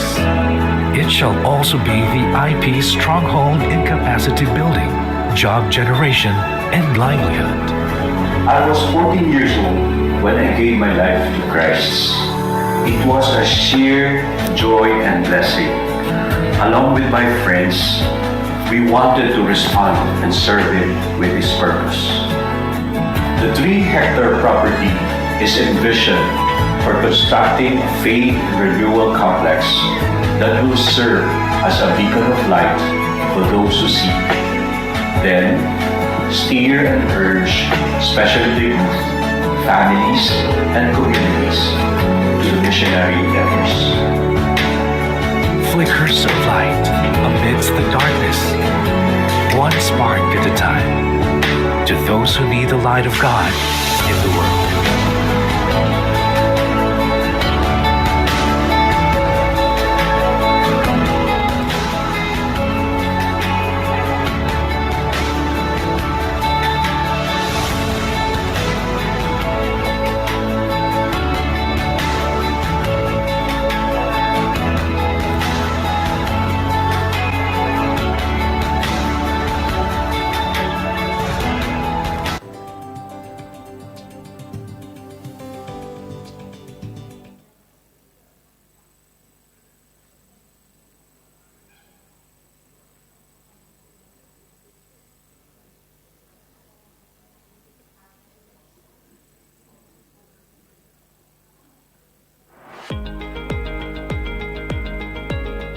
Nazareth Global Education is a non-profit foundation dedicated to transforming education globally. Founded with the mission of empowering students and educators worldwide, the organization develops and implements cutting-edge educational programs and resources. Nazareth Global Education focuses on several key advocacy areas. We build educational infrastructure and develop communities. We establish community entrepreneurship centers to integrate practical skills into education. We provide teacher training programs to enhance teaching methodologies. To ensure access to education for students and future teachers, we offer scholarships. We care for the sick and elderly sisters who have dedicated their lives to this mission. We form young sisters to continue the educational ministry and charism. We promote spirituality through retreats and formation in our spirituality centers. And we pursue sustainable initiatives to transform our institution in an innovative and collaborative way. Currently, Nazareth Global Education is focused on expanding its initiatives in Asia, particularly in Indonesia and East Timor. Some key projects include building schools and teacher training colleges, In East Timor, one of the poorest countries in Southeast Asia, Nazareth Global Education is constructing a teacher training institute for early childhood education. This will help address the critical shortage of qualified teachers for quality education in the country. A school with early childhood, primary, and secondary education is also being built on the same campus, where teachers in training can put their learning into practice. To ensure access to education, Nazareth Global Education is providing scholarships for children and future teachers. This includes establishing a student residence for pre-service teachers to support their educational journey. By supporting Nazareth Global Education, you can help transform education and empower communities worldwide. Your donation will directly fund critical projects such as the construction of schools and a teacher training college, the provision of scholarships, and the support of student housing. Additionally, your contribution will aid in sustaining our other advocacies, from caring for our dedicated sisters to promoting spirituality and sustainable initiatives. Join us in our mission to create a brighter future through education. Together, we can make a lasting impact on countless lives. Donate today and be a part of this transformative journey.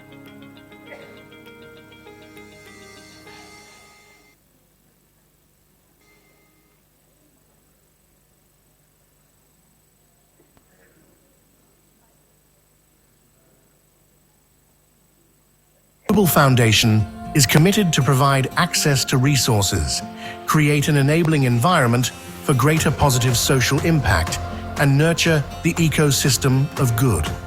The Spring Rain Global Organization was born 15 years ago with coaching several different PDOs or philanthropic development organizations to capacitate them so that they can have sustainability roadmap. And we've noticed that many of our PDOs are needing more resources to get their startups.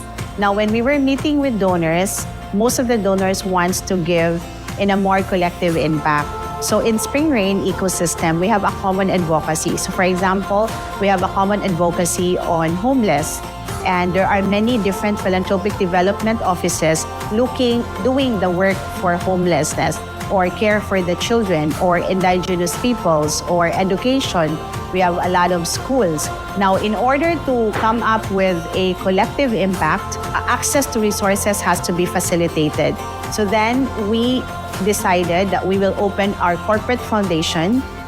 One, the primary donor is actually Spring Rain Global, but at the same time, there are also huge organizations in our network who wants to donate to the ecosystem. So the Spring Rain Global Foundation becomes the umbrella to serve the different PDOs on the ground on their common advocacy. So it makes us more efficient and effective in the flow and movement of capital. SRG Foundation is a very unique foundation because it's maybe one of the few foundations that support capacitation. Most of the foundations and charities support direct program and project implementation. And because of that, it's important that the philanthropic development offices that will be supported by SRG Consultancy and SRG Foundation should have that 6-pillar capacitation model in place. Spring Rain Global's 6-pillar capacitation model is a proprietary systematic framework that empowers philanthropic development organizations towards sustainability. Through this model, PDOs set up their systems in leadership and governance, program development and management, philanthropy, financial planning, database management, and ecosystem building. The SRG Foundation has been at the forefront of showcasing the power of collective impact through multiple events and initiatives. One of their proudest achievements is the Missions Cup.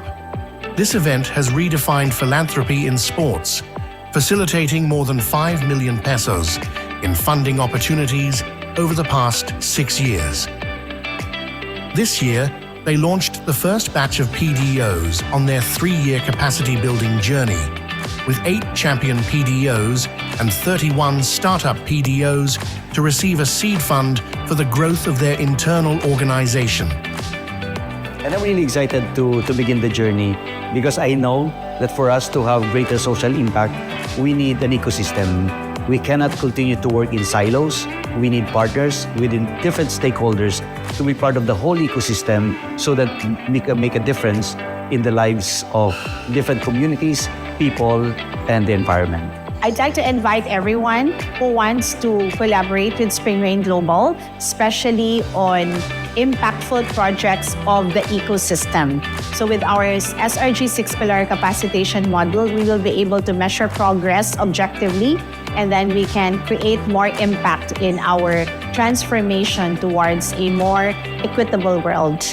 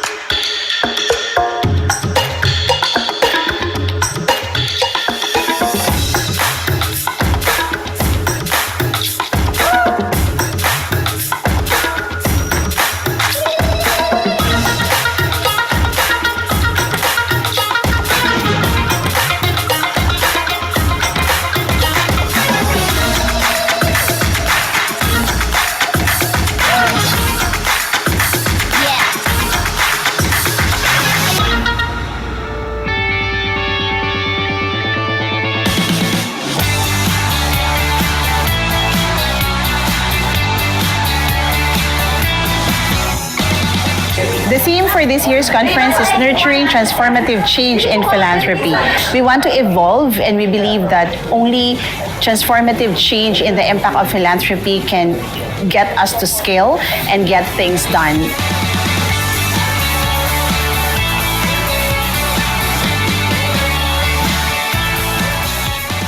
So this is a venture where the religious and lay people work together, where there is no superiority or like we don't have clericalism here. Here both clergy, laity, we all work together for the common good. I realized that Spring Rain Global has grown a lot, engaging and involving more sectors of our society and responding to more needs of our people, independently of their colors, races, nationality.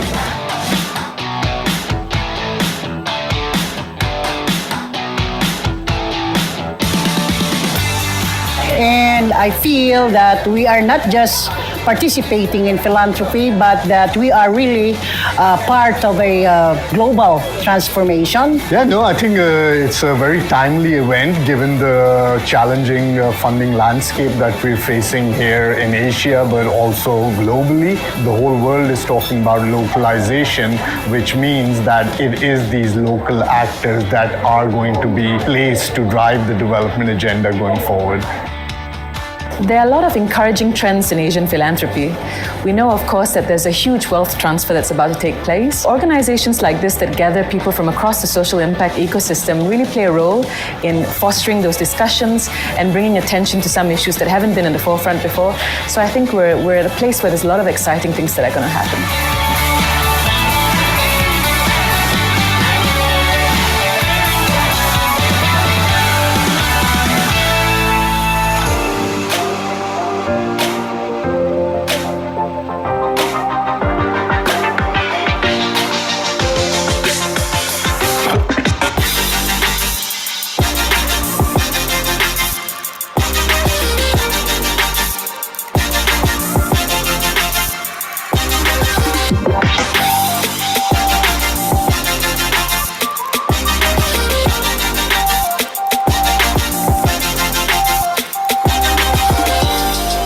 For the new PDOs, always make sure that charity should always be organized and structured. And that is what Spring Rain Global is giving to us. This is a long game. To do that, we need to be essentially sustainable, which means that you might need to make a profit. And these two are not, against each other, but they actually go very well. technology is like a tool. We can use it for good, we can use it for evil. But I believe that if we use it from the right intentions and for good, you can become a lot more productive. The PDOs right now are in need of putting up systems than ever before. They're solving bigger problems. It's very important that they're crystal clear with what the why is all about. In the Indian context, we are seriously looking at how the SRG can play a very vital role in bringing all the religious congregations together so that we can bring a lot of changes in a more effective manner, focusing on 7 pillars of capacitation, which is the strongest, the point of SRG.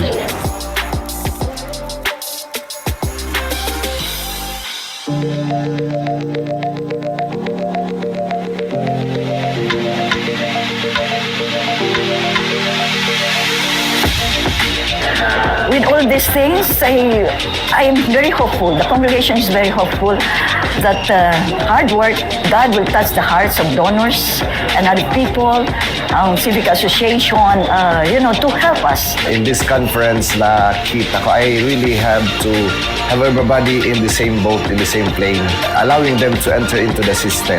And now with almost 21 people here, we can do just that. Very important for me is the system. We have yet to improve so much in documentation and in the system.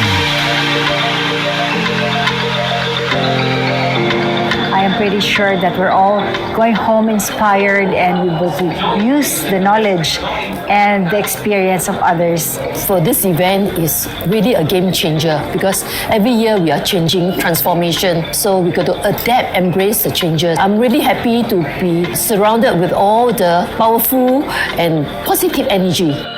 Togetherness and tightness across all the PDOs, and I think we have matured together. Seeing what we pitched last year about ecosystem now is coming together. So I believe that these collaborations between AVPN and SRG is to supporting the ecosystem of social enterprises and also non-profit in the Philippines, and also on how we bring social investors to supporting this capacity building fund. There's a lot of call to action, a lot of paradigm shift, a lot of thought leadership mindset that we need to work closely together. And with that, this will open the space and platform for everybody to work together and create a more impactful strategies and programs moving forward.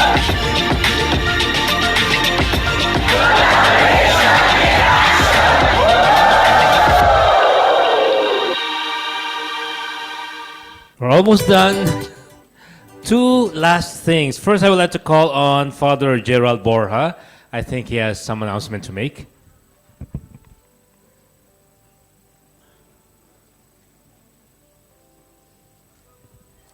Good afternoon, everyone. I would just like to officially announce that we have received the amount that we have received during the love offering. Received from the love offering during the mass this morning. The total amount we were able for BAT, we were able to receive 14,438. 14,438.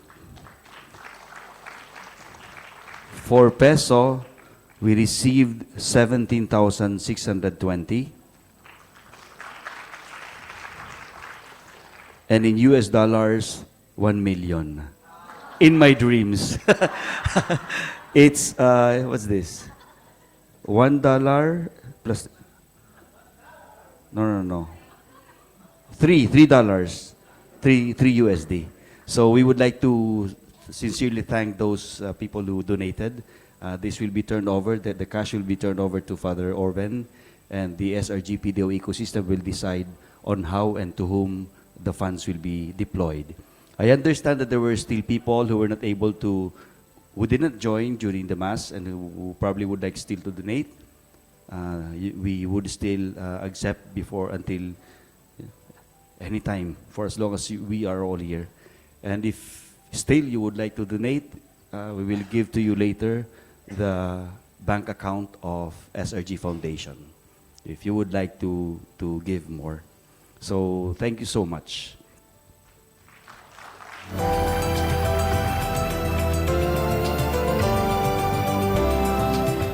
So to formally close this 8th Spring Rain Global, may pahabol pa si Father, yes. Approaching dual citizenship. I'm 57 years old. Before we leave, I would like to invite Monsignor Joseph Erestain, who is the Vicar General of the Diocese of Sorsogon. And we are so happy and pleased to have you with us. Father Joseph is the little big bishop of Sorsogon, and he is a priest, and then while a priest, he took up law, and he is also a civil lawyer and a canon lawyer. So, Father Joseph, together with the 4 other sisters, please stand to be recognized from Sorsogon. Thank you very much, Father Gerald. I did not expect this, no? And thank you, Ma'am Glenda. Just some few words. Indeed, this is an opportunity for us to change. No? They say that the only constant in this world is change. And indeed, this is a transformative change for all of us. When I first met Ma'am Glenda, the first thing that I told her, you disturbed me. And then she said, no, it was the Lord that disturbed you.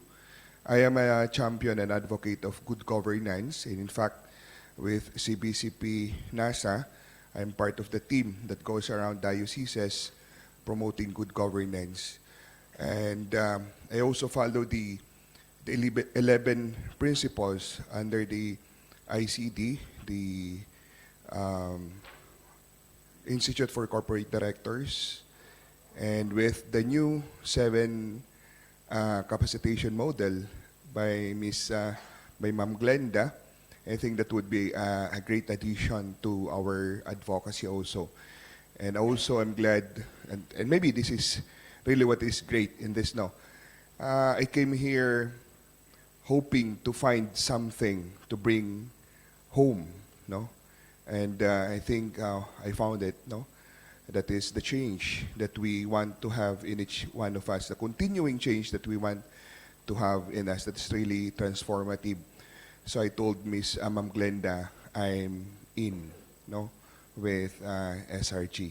We will be bringing also SRG to Sorsogon, and we ask for your prayers. And this is the product of the endeavors that we are all doing in here. Indeed, the change is happening, and we are all part of the change. And I would like to say that, well, in everything, the first change that should happen is in us. So this meeting here in Bangkok changed me personally, and I would be bringing that back home to our diocese. And I hope and I pray that our diocese and myself would be able also to contribute in our own little way to what we are all doing here. No? So thank you very much for the opportunity, and may God bless us all. Thank you. And we also would like to call Monsignor Orven to come up the stage to receive the funds that we have received from the community.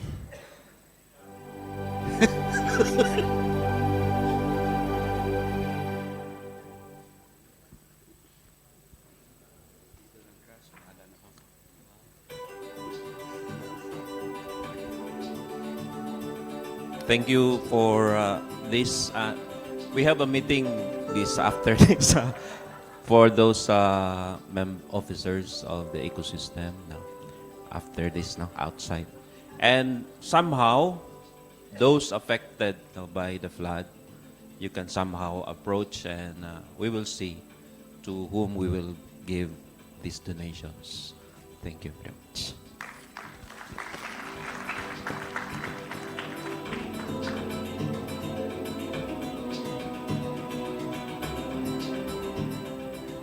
Anything else? Okay, as I was saying, to formally end and close this 8th Spring Rain Global Asian Philanthropic Development Conference, I would like to call on the founder, of course, and CEO of Spring Rain Global to give the closing remarks, Dr. Glenn Antonia.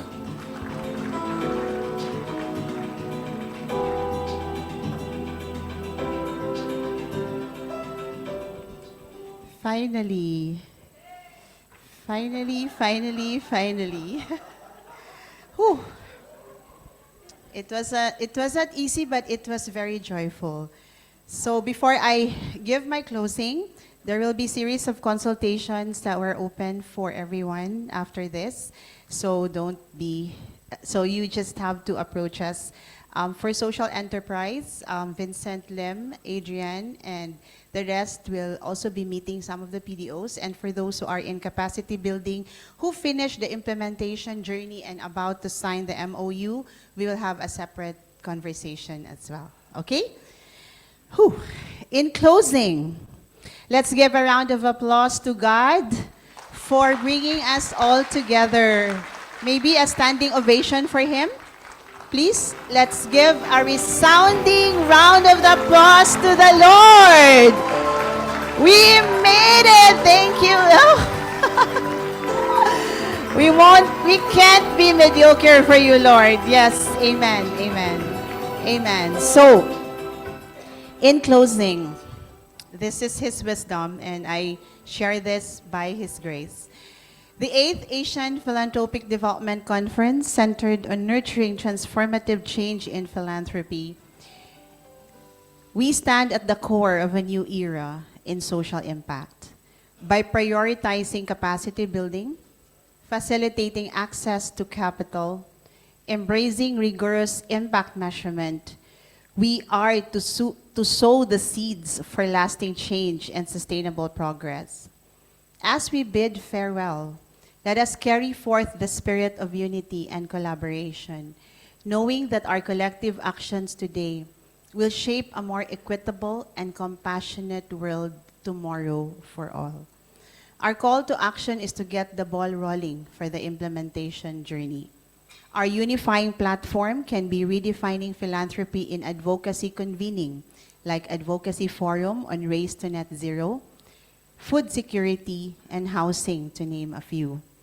Our advocacy on climate action with AVPN and ECCP happening in September in Cebu, and October for the grand kickoff of the race. Our advocacy on housing summit, inviting funders and implementers with PDOs of the same advocacy happening in November. Our unifying platform can be redefining philanthropy in sports, with the Ramon Fernandez Foundation taking the lead for all our sports activities. Let's give a hand to that. We will be working on a global platform. It doesn't have to be basketball only, all sorts of sports acceptable, but we're going to make it more strategic. Games that would support healthcare, games that will continue to support vocation, to name a few, scholarships, development, and training of athletes, to name a few. Our unifying platform can be redefining philanthropy among high net worth individuals and funding network roundtable discussion in Singapore. Our call to action is to build up the infrastructure to complete our matching grant program from SRG US initiative by end of 2024, and to start with the SRG Foundation Asia matching grant platform in 2025 with a much bigger matching opportunities. Our call to action is to ensure that the capacity building fund be implemented within timeline sooner than later, as scaling up PDOs ready will take the lead, and PDO startups ready also to take the journey will also be taken care of. Our call to action is to ensure that the social enterprise fund support to PDOs interested in impact fund get those business plans done and access to capital be facilitated. For the PDOs scaling up, for the PDOs startups, for all those PDOs on social enterprise, and to all those who will be joining our ecosystem, SRG will continue to respond to this call with a heart full of joy in our commitment to serve. some dates to remember. May 21 to 2023, May 21 to 23, 2025, special convening of an SRG platform in Rome, Italy, for a faith-based impact investing session and forum in the Vatican, and it commemorates also our race to net zero for the Laudato Si 10 years anniversary since the Pope launched that. July 23 to 25, 2025, Spring Rain Global's first global conference. It's the 10th year anniversary of SRG US. Our international conference will be happening in Chicago, USA. Convening Funders Network and showcasing the impact report of our 6-year platform of the Matching Grant Program. For those who are participating in the Matching Grant, that is the opportunity to understand also the whole process. November 19 to 21, 2025 is the 9th SRG Asian Philanthropic Development Conference. Father Alan, you're invited again to sing, and it will be happening in Hong Kong. Okay, let us remember that our journey doesn't end here, but continues as we strive to empower communities, amplify voices, and catalyze impactful initiatives. The ripple effect of our shared commitment to building a more resilient and impactful philanthropic ecosystem will resonate far beyond these conference walls. Thank you to all the participants, speakers, and partners for your dedication to nurturing transformative change in philanthropy. Let us forge ahead with renewed vigor, knowing that together we can truly make a difference in this world. Just 3 things as the key takeaway from me and for all of you. Look within, look around, and look up. Look within is a powerful journey of self-discovery and introspection. I myself joined this conference to also find myself and be evangelized, and I will continue to be evangelized even if we're organizers in this whole process. Looking within is a process of reflecting on our own values, where this is the organization we want to belong, is this the ecosystem who will stand by us in all challenges and victories. It's a process on our strengths, on reflecting on our strengths, on reflecting on our aspirations, allowing us to align our actions with our true purpose. This is the space for all of you where if you make mistakes along the way, we're here to get you back and move forward to what should be right. This is a safe place for you to grow. This is a safe place to you when everybody else don't understand, you come and gain strength in this very noble community. By delving deep into our inner selves, we can uncover the passion and motivation needed to drive this transformative change we have been talking about the past 3 days and truly make meaningful impact in the world. Look around. Look around. Look around you. See those faces. Remember, could not get the sensor.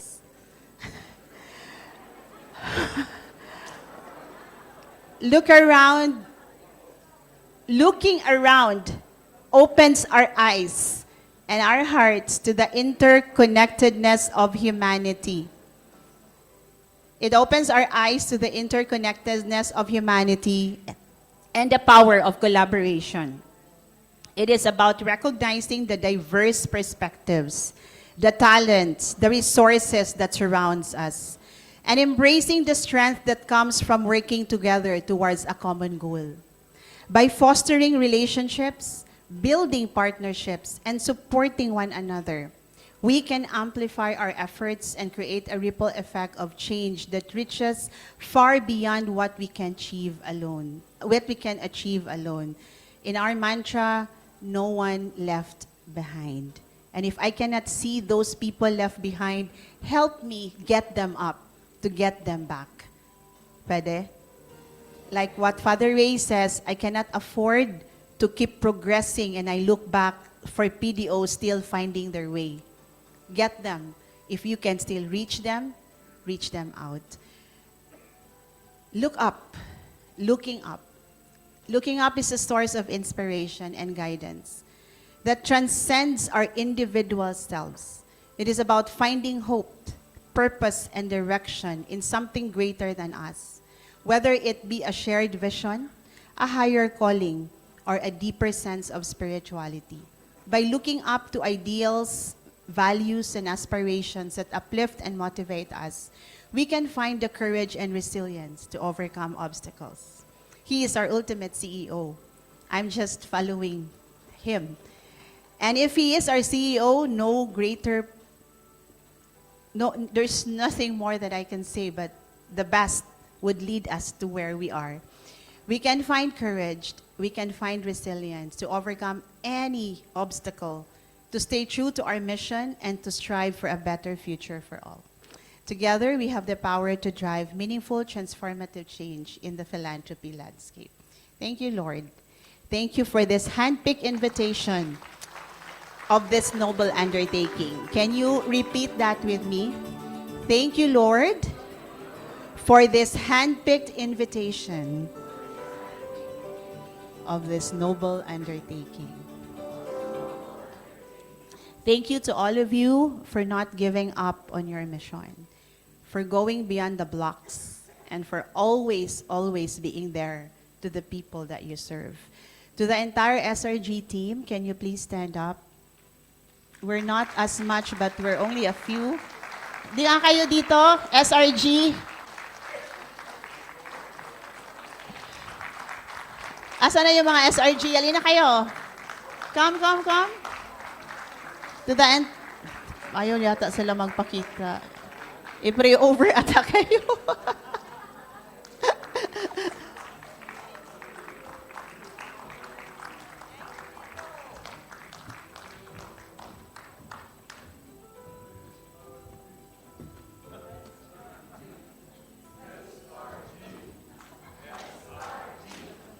We are small but terrible.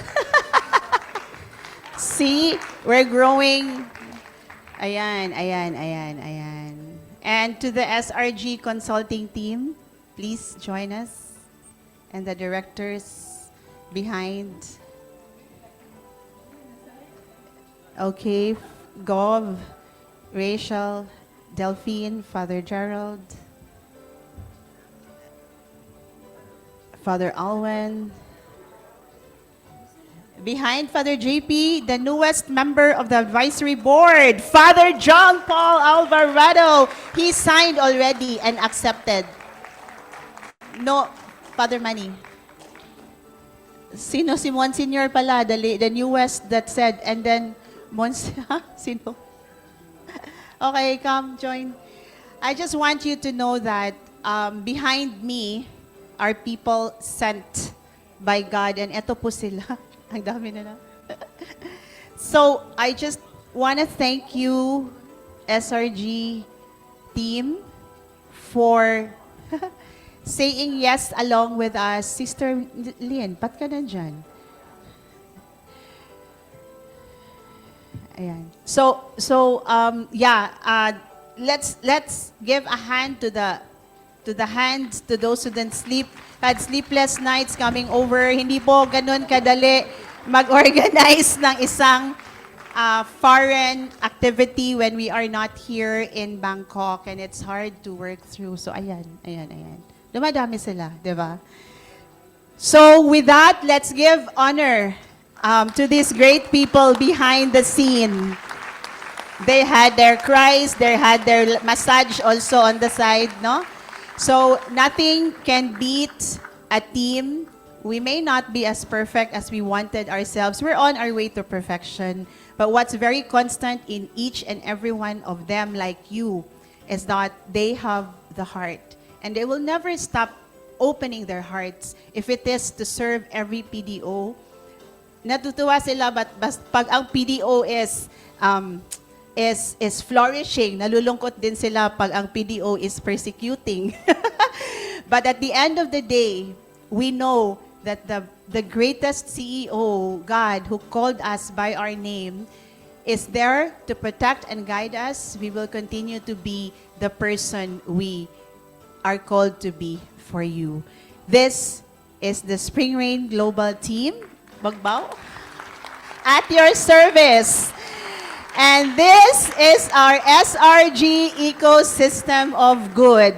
Signing off our 8th SRG Asian Philanthropic Development Conference. And see you all in Hong Kong. Thank you so much. Thank you so much.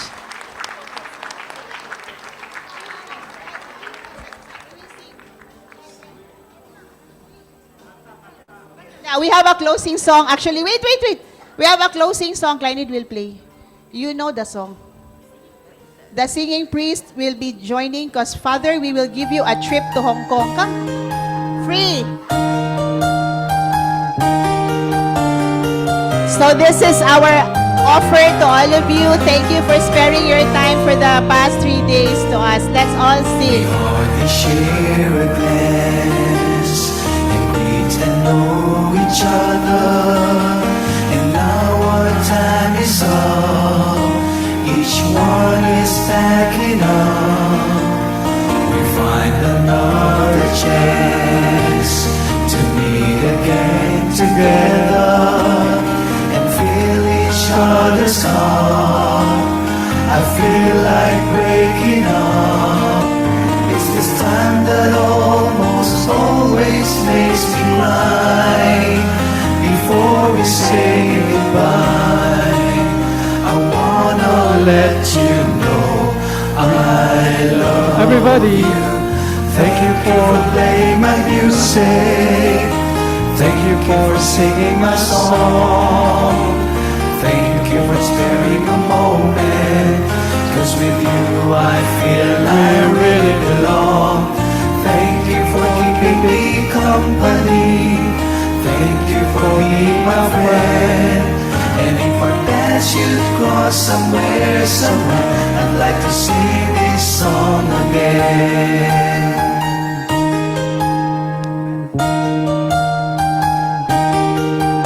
Everybody stand up, please, and sing with us. And may the Lord our God richly bless. I'd like to request everyone please stand up, sing with us, and hold each other's hands now. Everyone here at the 8th APDC in Bangkok, Thailand. Now I'm feeling sad. I know I'm gonna miss you. I'm sure I will recall our friendship most of all. But there's one thing before the day's done, before the night is gone, before the curtain closes. Let me thank you for my music. Thank you for singing my song. Thank you for sparing a moment. 'Cause with you I feel I really belong. Thank you for keeping me company. Thank you for being my friend. And if our paths should cross somewhere, I'd like to sing this song again. Thank you for playing my music. Thank you for singing my song. Thank you for sparing a moment. 'Cause with you I feel I really belong. Thank you for keeping me company. Thank you for being my friend. And if our paths should cross somewhere, I'd like to sing this song again. And if our paths should cross somewhere, then I'm really glad, yes, I'm really glad that I can thank you once again. Ladies and gentlemen, this closes the 8th APDC here in Bangkok, Thailand. A round of applause for everyone.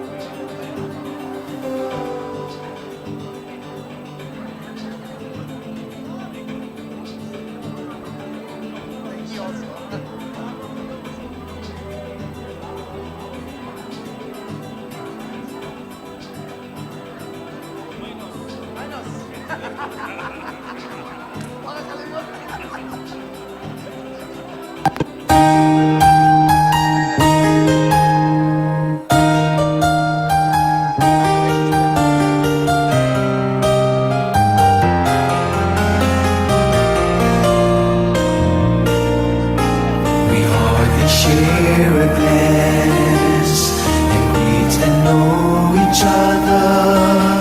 And now our time is up, each one is backing up. We find another chance to meet again together and feel each other's calm. I feel like breaking up. It's this time that almost always makes me cry. Before we say goodbye, I wanna let you know I love you. Thank you for playing my music. Thank you for singing my song. Thank you for sparing a moment, 'cause with you I feel I really belong. Thank you for keeping me company. Thank you for being my friend. And if our paths should cross somewhere, I'd like to sing this song again.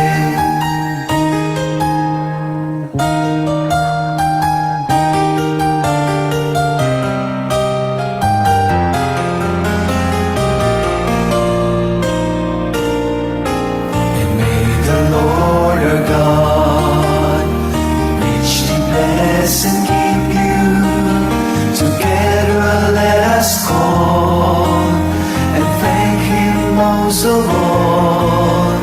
Somehow I'm feeling sad. I know I'm gonna miss you. I'm sure I will recall our friendship most of all. But there's one thing before the day is done, before the night is gone, before the curtain closes. Let me thank you for playing my music. Thank you for singing my song. Thank you for sparing a moment, 'cause with you I feel I really belong. Thank you for keeping me company. Thank you for being my friend. And if our paths should cross somewhere, I'd like to sing this song again. Thank you for playing my music.